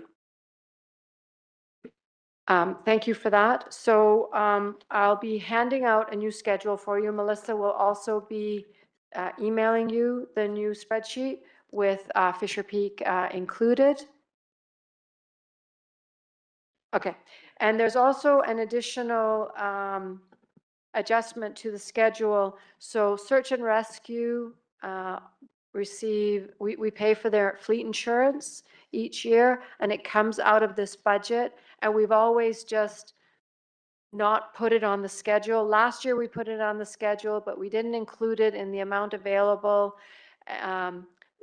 It's always difficult when you're trying to correct these things that, you know, weren't done right. And then what happens is when you're trying to report it next year, you're saying, why is it $2,400 different than what I remember approving last year? So this year it's been corrected. It's been included and it's been corrected. And so the schedule you'll get is slightly different than the Fisher Peak amount. So I'll hand those out and Melissa will send electronically. I know Councillor Peabody has a question, but I have one more item before we wrap this up. Okay. If we are looking at slight policy changes with the grants to nonprofits, like what I notice, and I think I've seen it in previous years, is we're getting some really big asks. Like there's one this year for $90,000, and we have a very limited amount of money to give. So I wonder if it's worth looking at maybe having a maximum amount as well. So, you know, we have our yearly amount, but then also like you can only ask up to this. Thank you, Councillor Peabody, for that those excellent comments. It's definitely on the work plan. The focus this year in terms of these policies has been the permissive tax exemption policy. So there's some stuff coming forward on that for council's consideration for that policy. And so some sort of, not housekeeping, but easier to deal with items. I'm hoping to have the report for council next week. And then a bigger discussion, again, permissive tax exemptions. So these two policies are probably, I spend an awful lot of time on these two policies, navigating the quite frankly, pitfalls in these two policies and trying to make adjustments to the policies so that we, you know, so it's easier and we don't have these problems. And for sure, caps have been talked about before. We had a very large one a year ago or 2 years ago, and that's when it first came up. I believe the ask was like $300,000. It was, yeah. So that's out there. The other point I want to talk to council about when we have a more robust discussion on the permissive tax exemptions is, are we going to limit applicants to either a permissive tax exemption or a grant? And because that's come up as well. And when we do that, we will have some legacy receivers who would get pinched by that. So there's it's very difficult to fix some of this stuff because sometimes you're trying to put a square peg into a round hole and you're trying to fix something that's been done this way for many, many, many years. And you know it's not, it's not ideal, but how do you fix it when it's, because these things are consequential. These two programs are consequential to many of our organizations. Yeah. I'm looking at one item on here, and it's Cranbrook District Restorative Justice Society, $96,000. It's my understanding that in the past year or so, that they've only made a couple of decisions in an entire year. And I don't know if that's fact, but that's what I've heard, in the coffee talk type of thing. It's secondhand, but it's too bad Councillor Popoff isn't here because he sits on the board there. But I've heard they've gotten down to nothing. They rarely meet. They've made 2 decisions over the past year or something. That's an awful lot of money. There's other people investing in that. And then I guess I would go back to our conversation about policing. What we're getting, what we're paying and what we're getting. Why are we even paying restorative justice? This is restorative justice. This belongs with the province. There's people that come from a court system right? Why is a municipality paying for something like that? You got to ask that question. And again, we see download. We almost put our hand up for this one. And you know what I mean? We do, because somebody comes and tries to sell us something that, it's good for your community. Well, obviously, the system we had in Cranbrook wasn't working if those numbers are accurate. And even if they were, shouldn't the province be paying this? I mean, this has got to do with the criminal code, and this is right. This has nothing to do with bylaws and whatnot. I could see, if it was a panel or a board or something that dealt with bylaw violations or something that had to do with, right, city requirements. This has nothing to do with it. This is criminal code related things. I really think that we got to have a look at that. That's substantial. $96,000 is substantial when we're playing with, fractions of percentages here. Absolutely, Mayor Price. So those are great points. And I think that when council gets back together on December 10th to review the results of the scoring, that sounds like something that would be a perfect discussion point at that time. After everybody's had a chance to look at the applications and score them, and then have the discussion. Sounds like it would be very worthwhile. Thanks, Charlie. I just wanted to get it on the radar. So the final thing I have on grants is for council's consideration whether to hold the grant budget at the 2025 level. So I have a resolution that I would read. So that council decrease the funding available in the 2026 municipal grant program to the funding amount allocated in the 2025 municipal grant program to $278,760. Mover is Councillor Bissett, that's seconded by Councillor Peabody. Discussion. Councillor Ray. Thank you, Mayor. And so just to clarify, Charlotte, the 2025 level is also the 2024 level, correct? Yeah. Yeah, just That's so correct. the community is aware. So we increased from 2023 to 2024, but then at 2025, we held it to the 24 level, and we're really now proposing to hold it again in 2026 to the 2024 level. Councillor Ray, that's correct. Basically a freeze then. Councillor Tetsky. Oh, sorry, just one quick follow-up. And so just to confirm, the amount you shared includes the search and rescue number? The amount from last year? Yeah, I just want to make sure we're Yes. including that. Yes, because of course, Okay. the budget is the budget, and then who gets what out of that budget would include search and rescue. I believe the standing grant has been increased to reflect that to $154,752, leaving available 124,000, and this is on the new schedule. You don't have this. Oh, and the search and rescue, sorry, that I was thinking about was the little insurance amount. Yes. That would just get I Yes. just want to make sure. Yeah. And one very quick comment, again, just a thought on the policy level, and we've got a couple of potential cost control ideas that we're working on, which is great. So one is around, as you said, looking at property tax exemptions, the nonprofit grant program, and how those two interact, and if we want to make some policy changes there. Another thought rather than every year having this discussion about do we hold the line? So right now, it's 1% of the property tax from the previous year, not including the road tax. Like, should we consider changing the policy to 0.9% of, like, I'm just saying, rather than having this detailed discussion every year at council, do we actually just want to make a policy change that says we want to control this cost a little bit more? And we're going to do it at a policy level rather than a yearly discussion. Just a thought.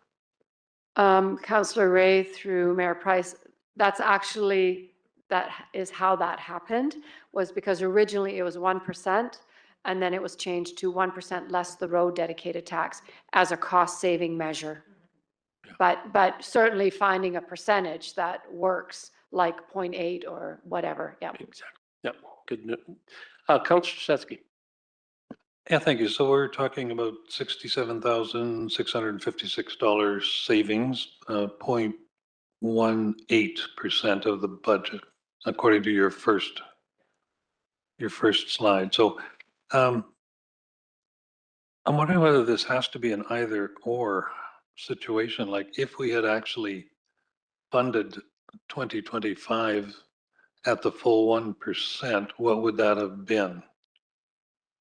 I'm just wondering whether holding it to 2024, what would 2025 levels have been? And is that an alternative that we might want to consider? Councillor Stetsky,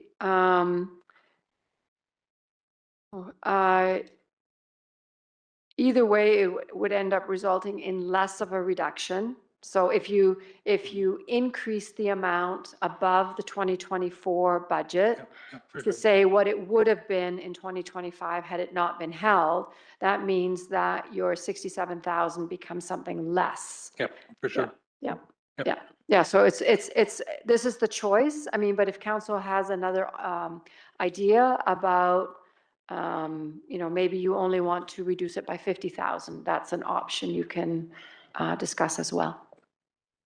So you don't have that number in terms of what it would be if we had gone ahead with 1% of 2025?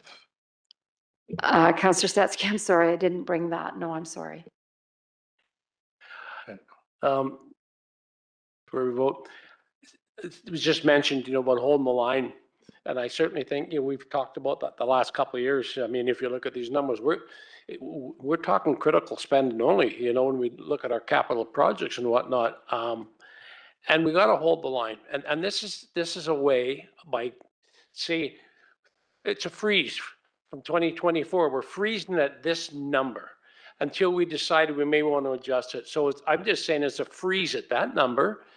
And because every taxpayer in Cranbrook is being impacted by that.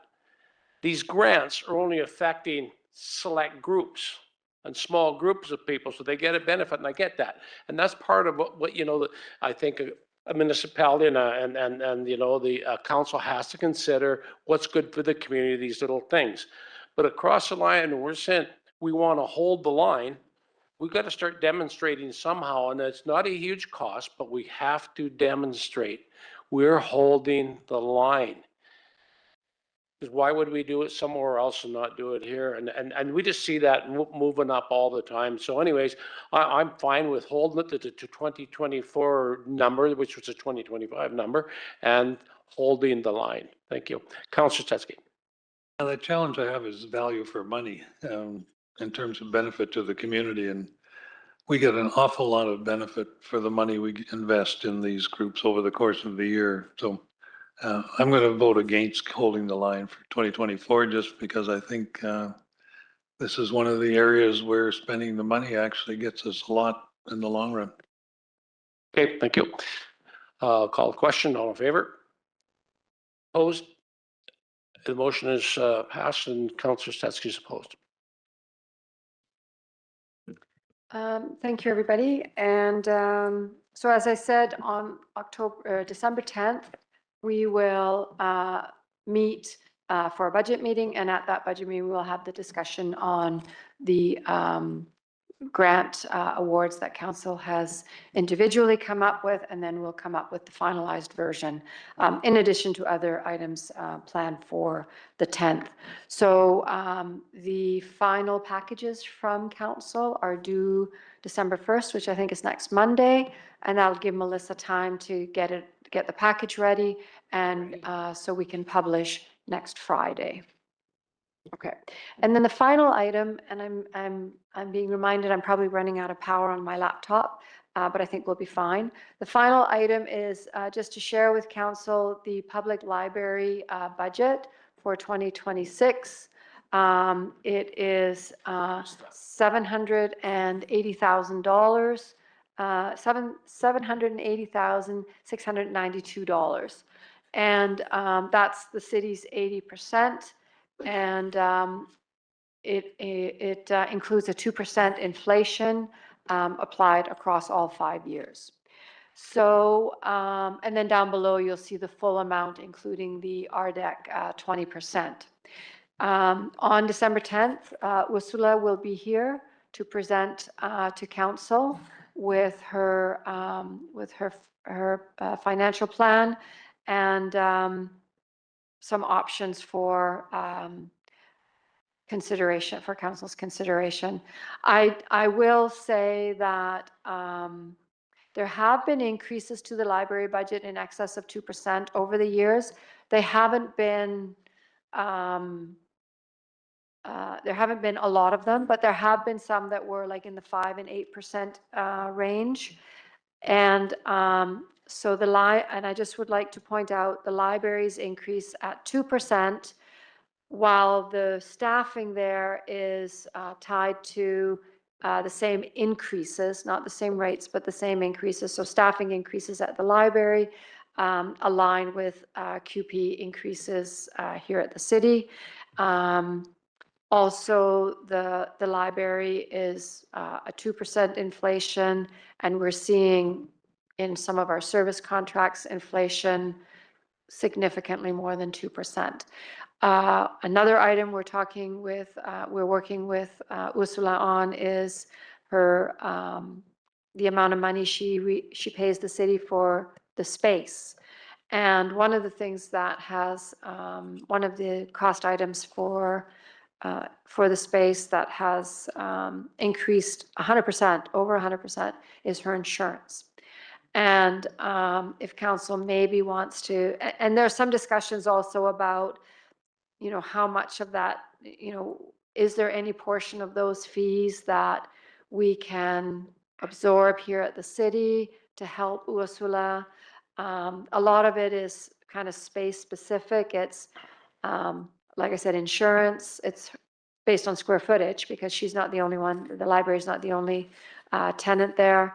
But there are also things like janitorial, other maintenance, and then IT. Thank you, Charlene. So IT is now supporting the library. And so there have been some savings realized in terms of subscriptions, not prescriptions, subscriptions that they are now have access to, that they didn't have access to before. So we'll try and bring some of that information for council on the 10th as well. So, and I think that's been a big relief for Ursula, is to have some help on the IT side.